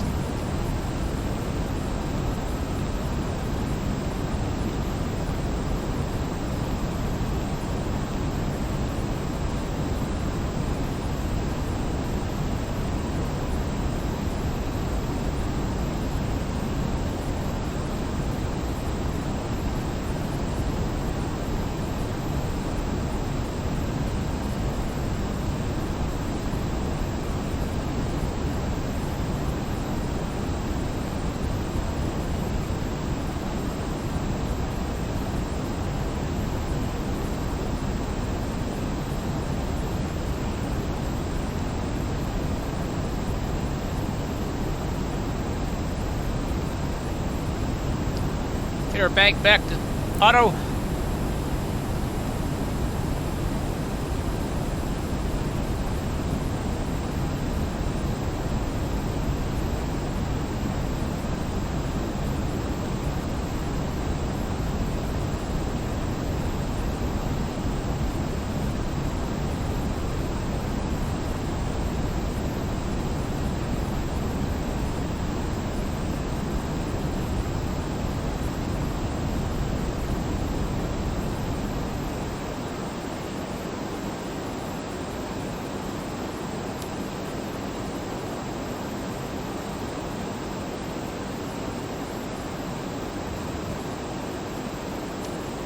Well, it's showing 2993 right now on the altimeter. I'll hedge my bet.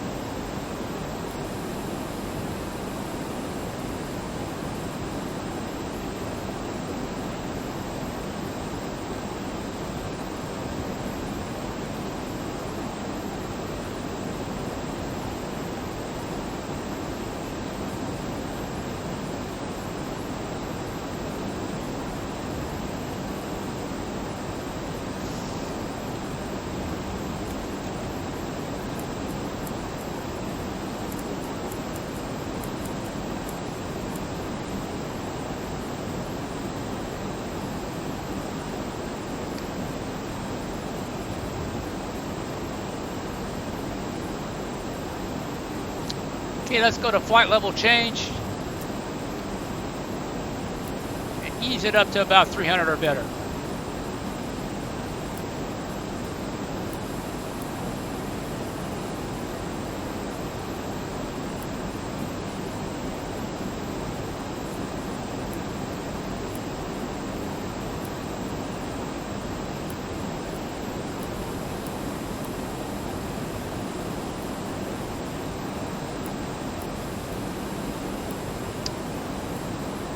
One.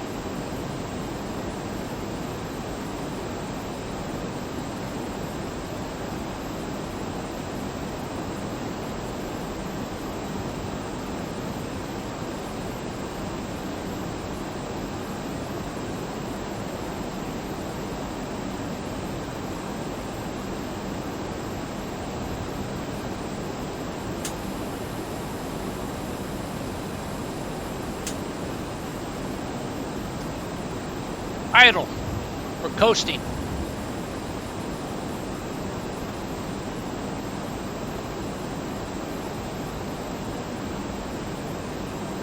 Give me a glider.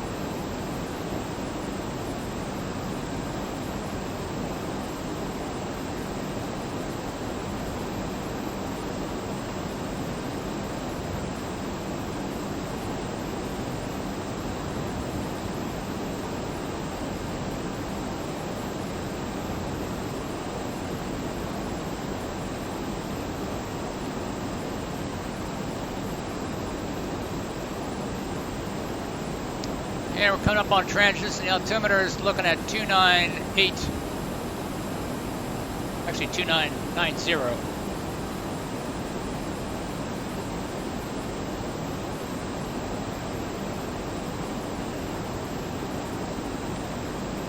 Yeah, I think I'll go to V speed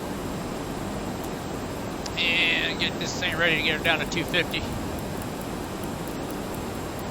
as we approach 10,000 feet.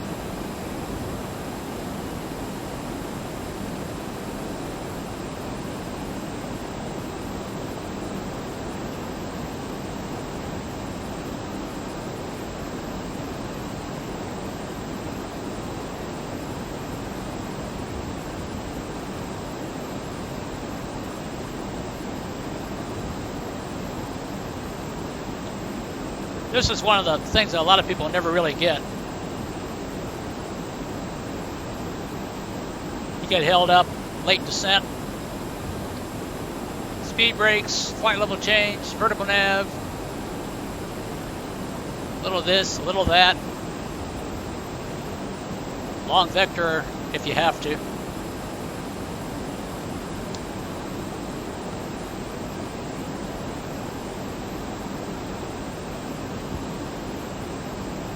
Just glide on in.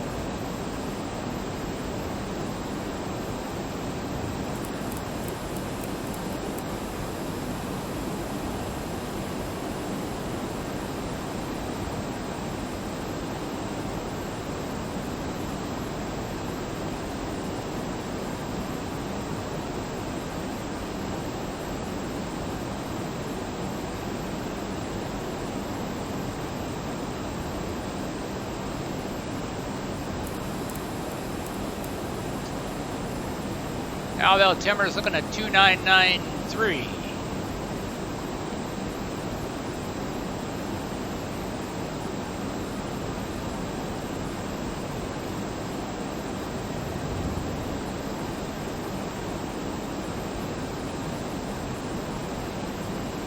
Okay, let's slow her down.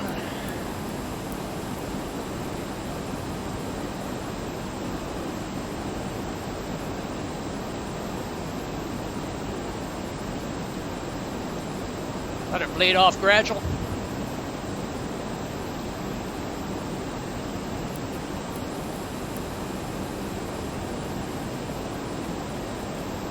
Give it a little help.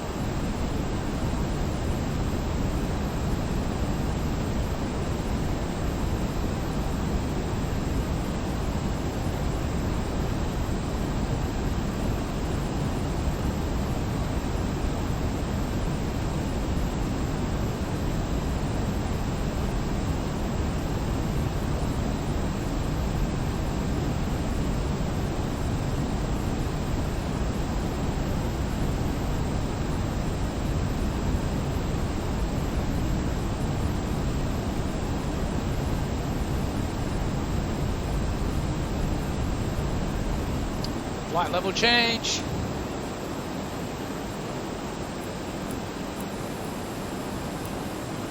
We'll coast at 250. All right, start lighting it up.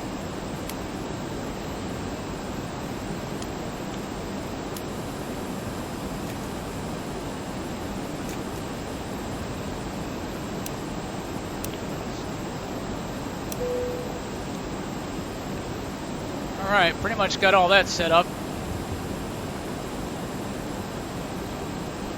Altimeters, we think. Nav data in. Cabin is secure. Speed brakes, not yet. I probably won't need them. I won't.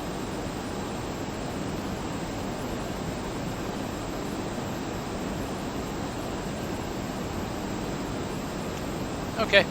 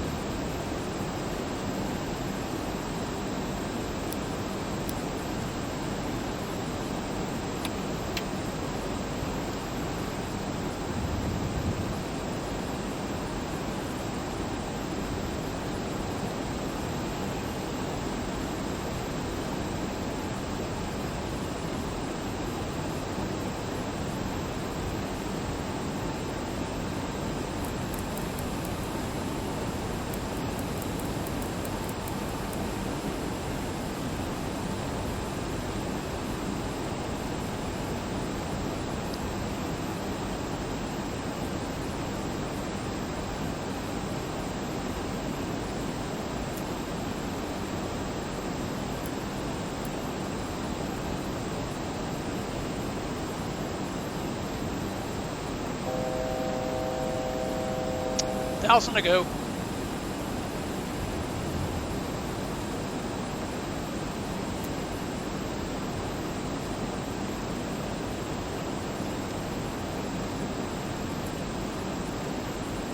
We're almost there. What's our time? 1:35. Can we do it?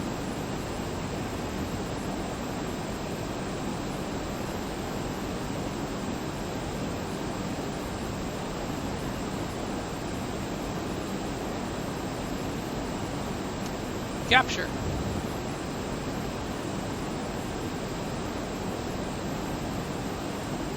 And I'm gonna hold this speed right here for a minute.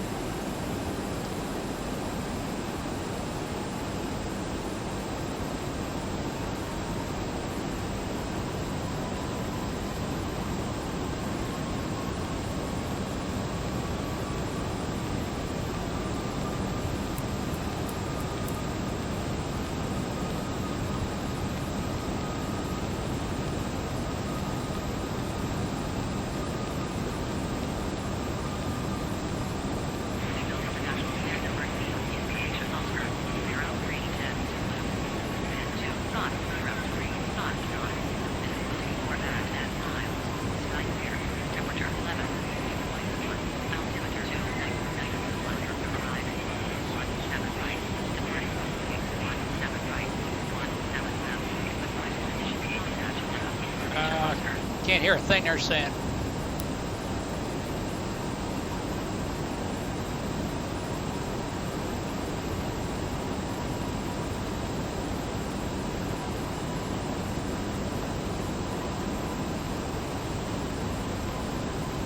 At 2991 is what I got. We're not landing on 17.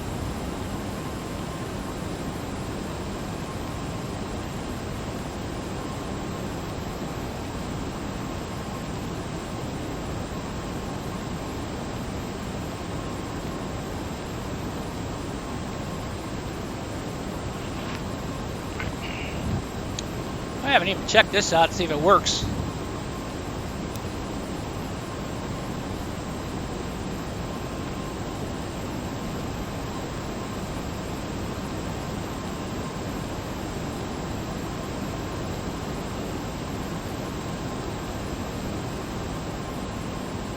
This doesn't work either.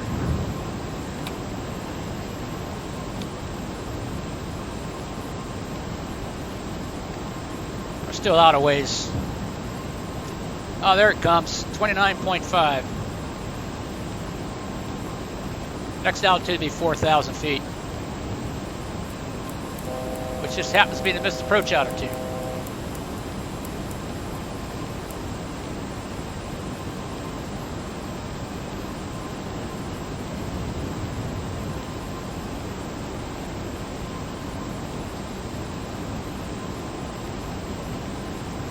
I gotta hustle. I got 10 minutes.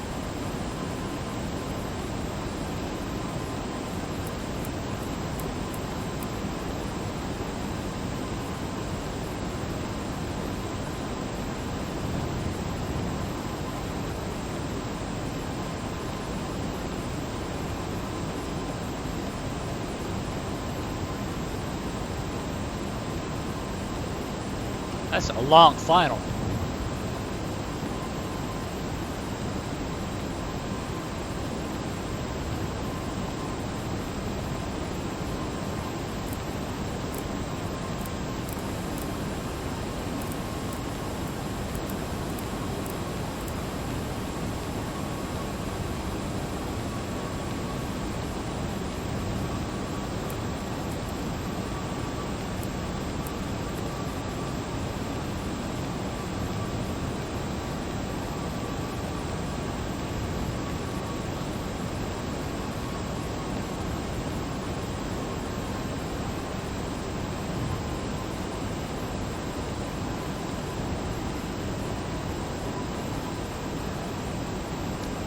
There, about 24 to go. We'll drop to 220. Slow it down a little bit.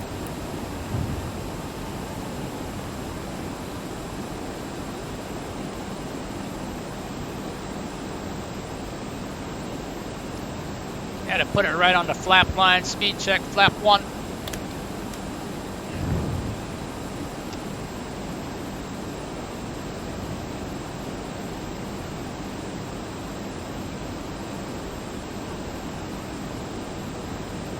And turn final.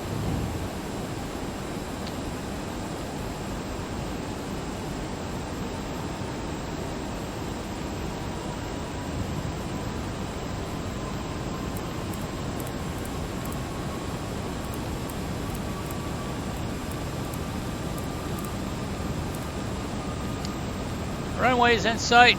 Let's ease it on down.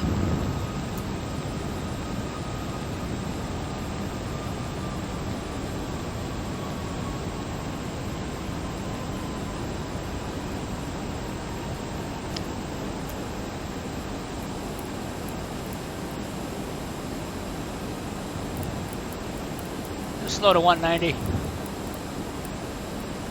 Actually, I'll go all the way down to 170.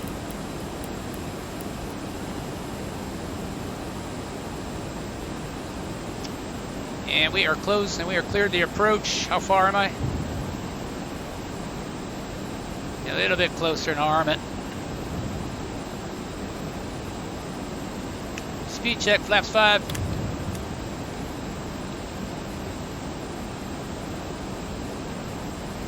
And let's go ahead and arm it. All 3 set. We have VOR lock, we have glide slope.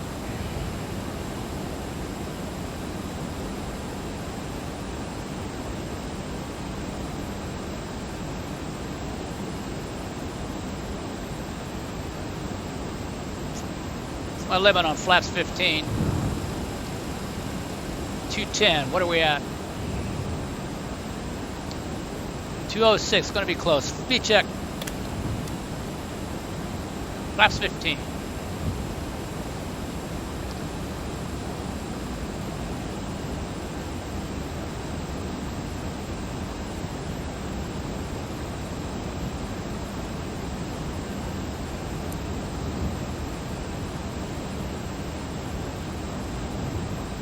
On glide slope, on the localizer, head the field inside. Contact tower.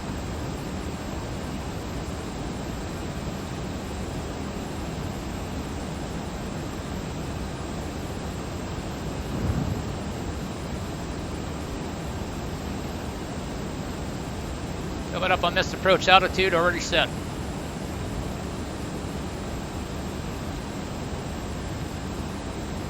I dropped the gear at about 10. It's a little different than in this beast because it's so big. And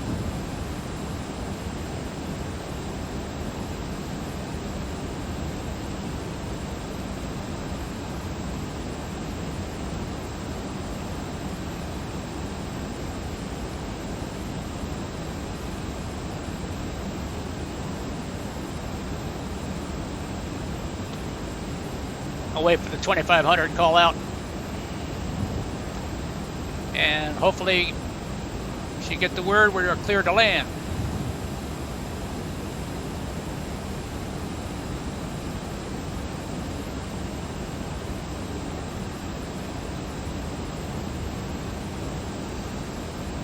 .4.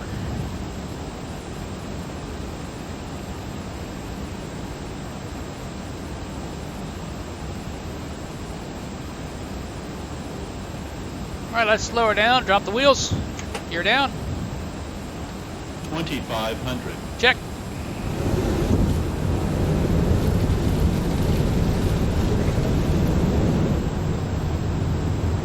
Speed check. Flaps 20.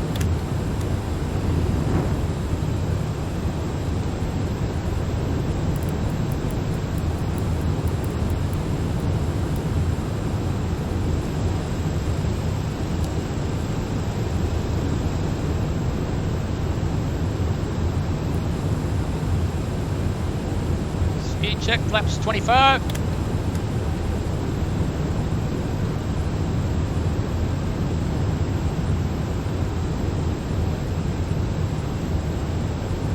And speed check, flaps 30. Here to land. I turned those on? Yes, I did. Thought I did. Oh, they are on. Now they're on. Here we come. Uh-oh, I don't see the... We're on all three, right? Yeah, we're on. There we go. 1980, cross-check. Flare and rollout. Oh boy. Now the trick here, if your speed's right and you get into your flare, you might want to hold a little back pressure on it.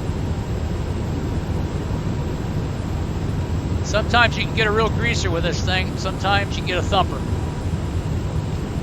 All right, auto brakes set. Speed brakes armed, landing lights on, gear down through green. 1000. Best approach altitude set, and we're going to take probably the second left, and our parking spot is right there. Terrain. Uh-huh.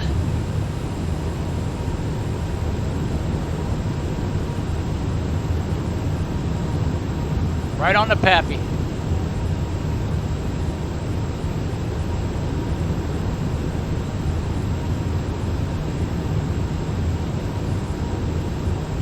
There's that flash again. And we are clear to land. We are clear to land. Continue. 500. Check. Cross check. Looks like it's a little bit off center. 400. Continue.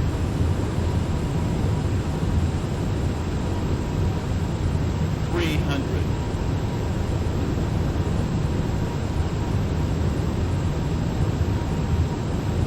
200. Continue.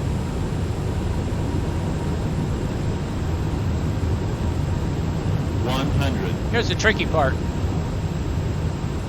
50. 40. 30. 20. 10. 5.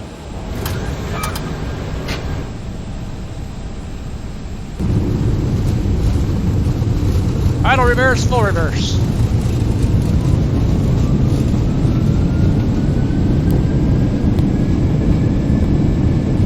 Idle reverse, no reverse. And we'll take the first turn off. Stop the clock.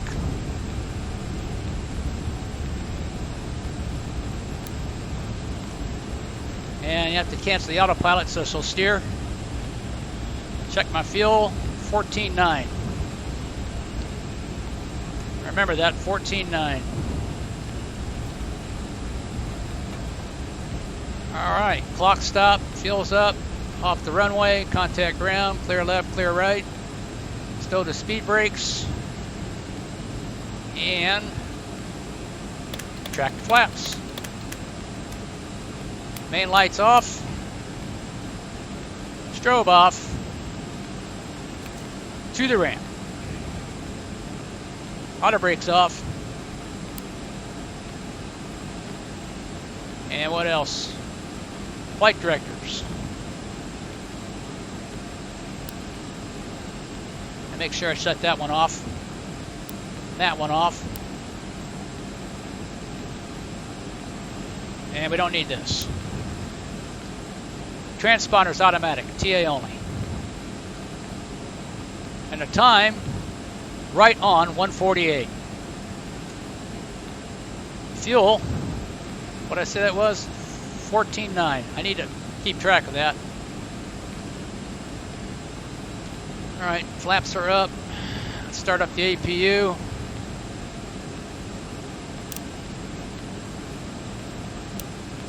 Okay. Get my road map out. And we are on, what are we on? Bravo to Bravo 3.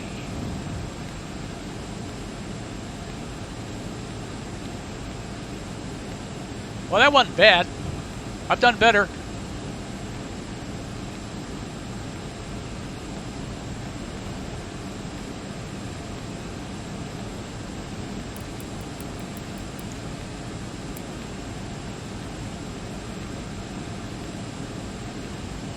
Leave the trim right about there, 4, right in the middle.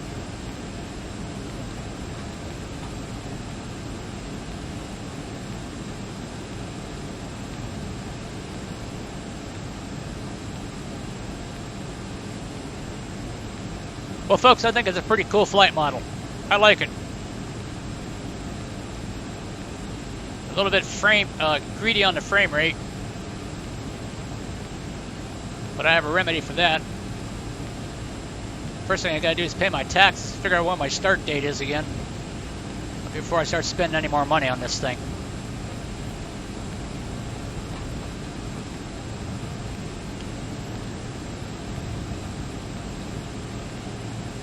Bravo 4, next left.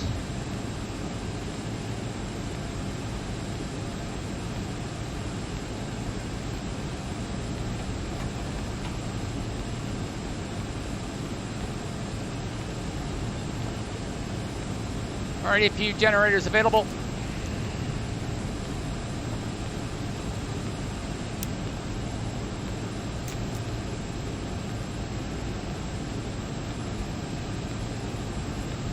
Oh, how about that? Parking space wide open. Tap the brakes nice and easy. This thing taxis faster than you think.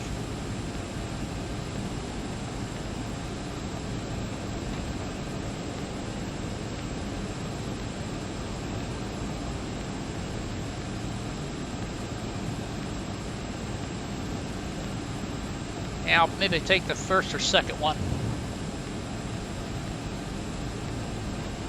I don't know if these brake temperatures work. I never really get an indication down there. Let's see, what do we want to do here? Want this one? No, let's go to the next one down. Okay, we don't need this.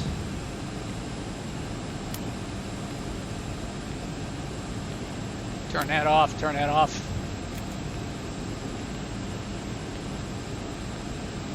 Here's a spot.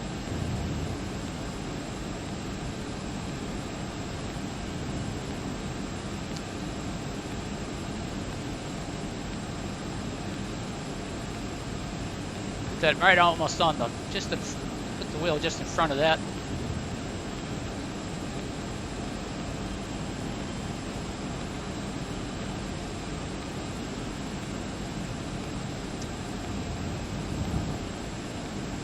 Turn that off.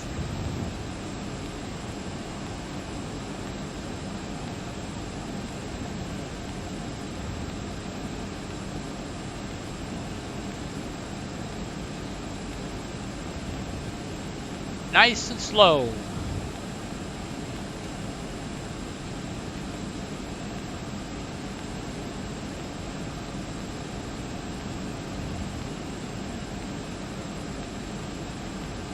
Put it right about, guessed right. Brakes, set down.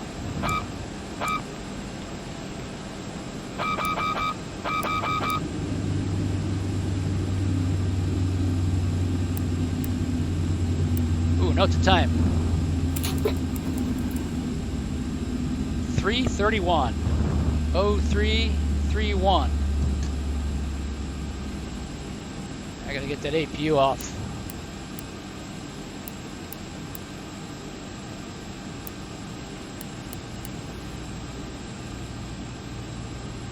Where are we here? All right, turn off the beacon. And let's get this thing hooked up. We're gonna need that. We're gonna need that. Gonna need that. We're gonna need that. And that. All right, that's on, off, off, off, off, and off.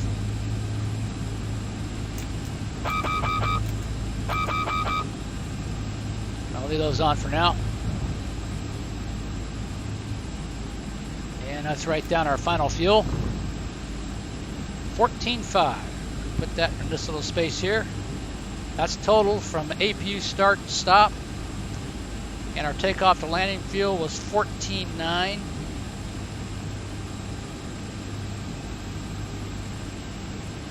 have to figure out what the total burn was. I took off at 33.3, so if I take, well, let's get unloaded first.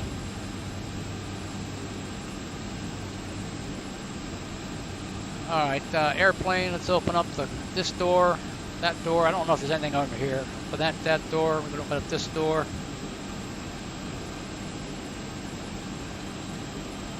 Quick scan outside.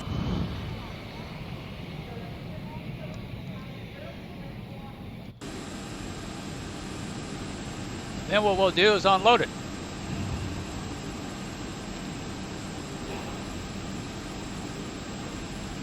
And while we're waiting on that, let's see how we did. Time and fuel. Time and fuel. First thing I want to look at is 34,300.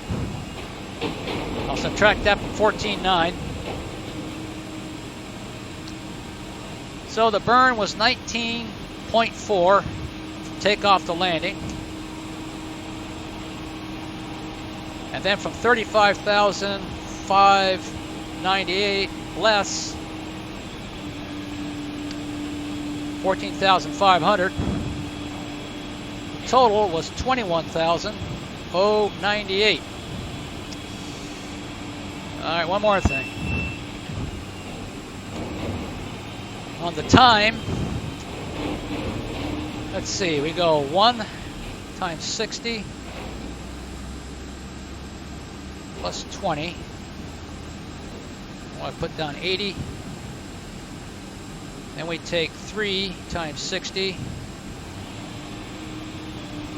plus, is that 31? 31. And we'll subtract that from 80 from that. 131 minutes. 2 hours, 11 minutes.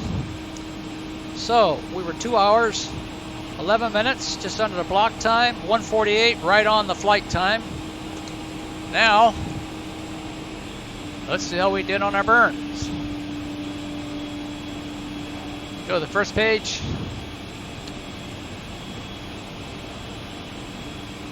Estimate was 20,300. 19.4, so we beat that.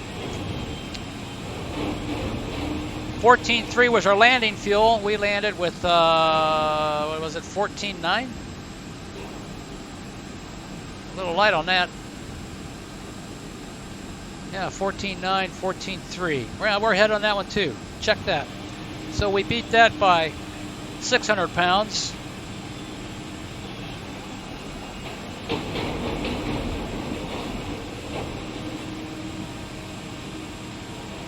And I burned 19.423. Beat that by a lot.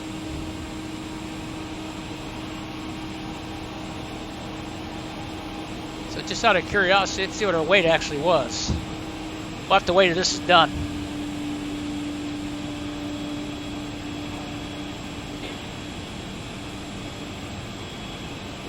Actually, what I could do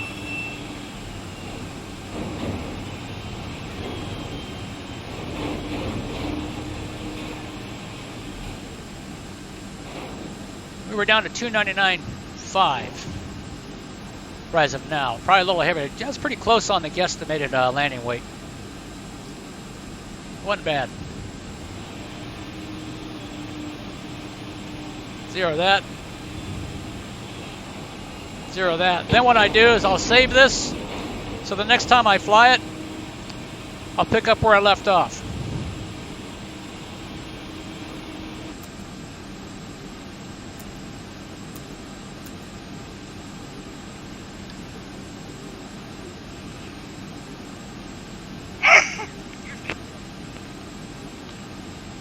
All right, let's go to the checklist.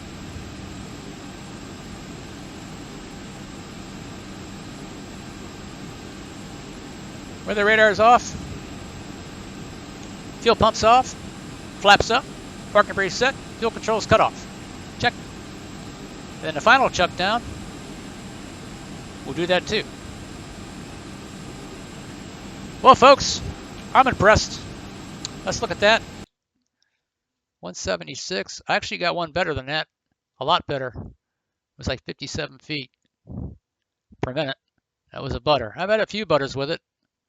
You kind of held that back pressure up just a little bit longer. Let the nose drop a bit. Overall, not bad.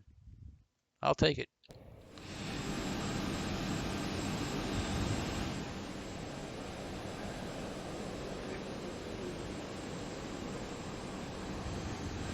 All right, let's put this thing to bed.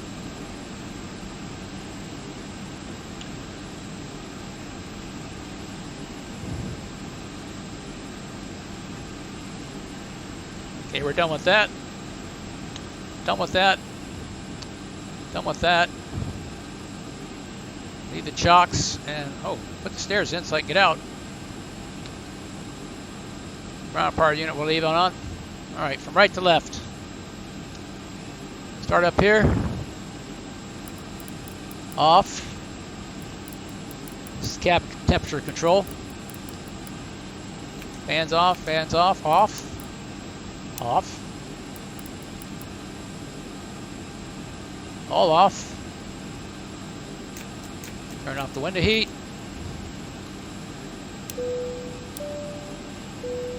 Set this back down. Turn that off. Don't need a loco. Don't need a bulk heat. For tomorrow. Off, off, all off. Don't need a nav light.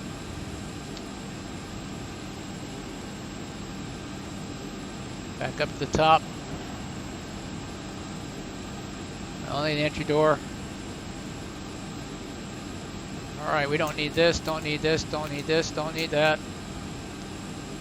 And this time I go from this side.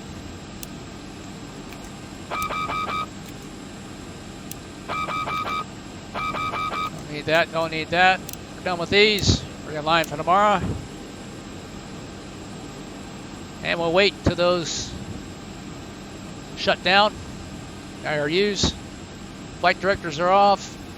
Trim neutral, flaps up, brakes on. Don't need the radios anymore.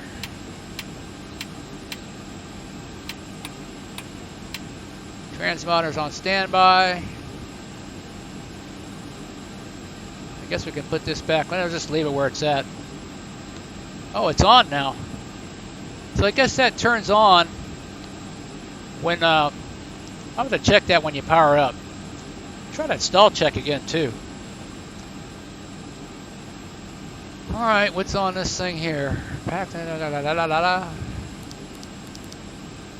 that, clear that, clear that, clear that, clear that.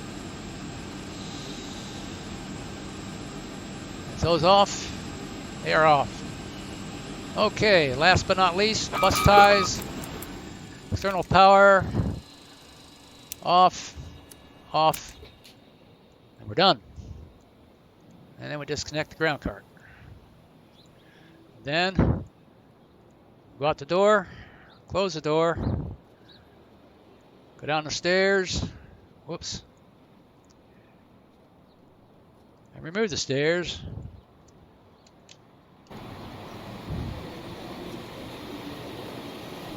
It is 10:41 local. Late dinner tonight. Get a good night's sleep. Maybe get out of here by 2 o'clock tomorrow afternoon. And I don't know where I'm going next. So there it is. Flight factor. Step to the sky. 1.6.12, 767-300 freighter. Let's look at all what comes with it. We have, this is the freighter version. You'll notice that when you go into you'll get a lot of question marks. I thought I had that. The ones that are there are the ones you really have. Don't pick the ones with the question mark. It might not load correctly. Like the short feeler, that's in another one. It's kind of confusing. That's a passenger one. That's in the other one. FedEx, I'm going to have to check to see if I got that. Maybe I do. All right, so there's that. Let's go back to the list. And over here, if you hover over it, this is the aircraft Boeing 767 extended 767-3 freighter. I assume it's a 300.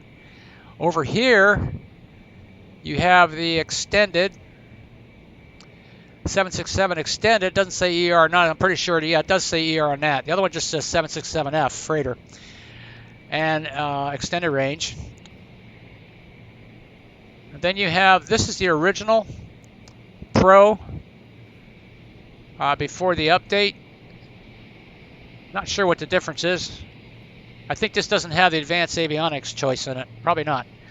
Here's the 200. I haven't even looked at this one yet. That's also extended.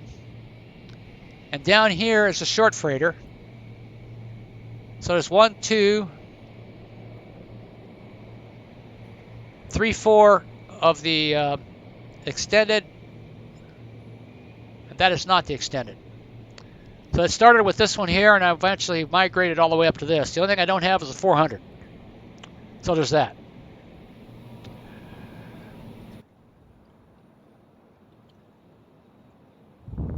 Now we don't need to be in here. Where am I? Shift 2. Can't see. Come on.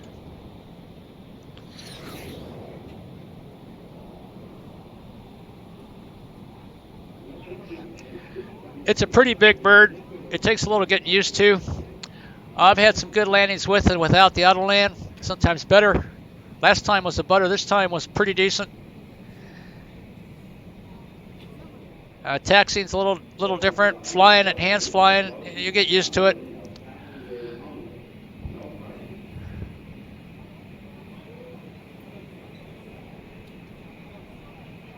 But once again, it's not cheap, and neither is anything nowadays.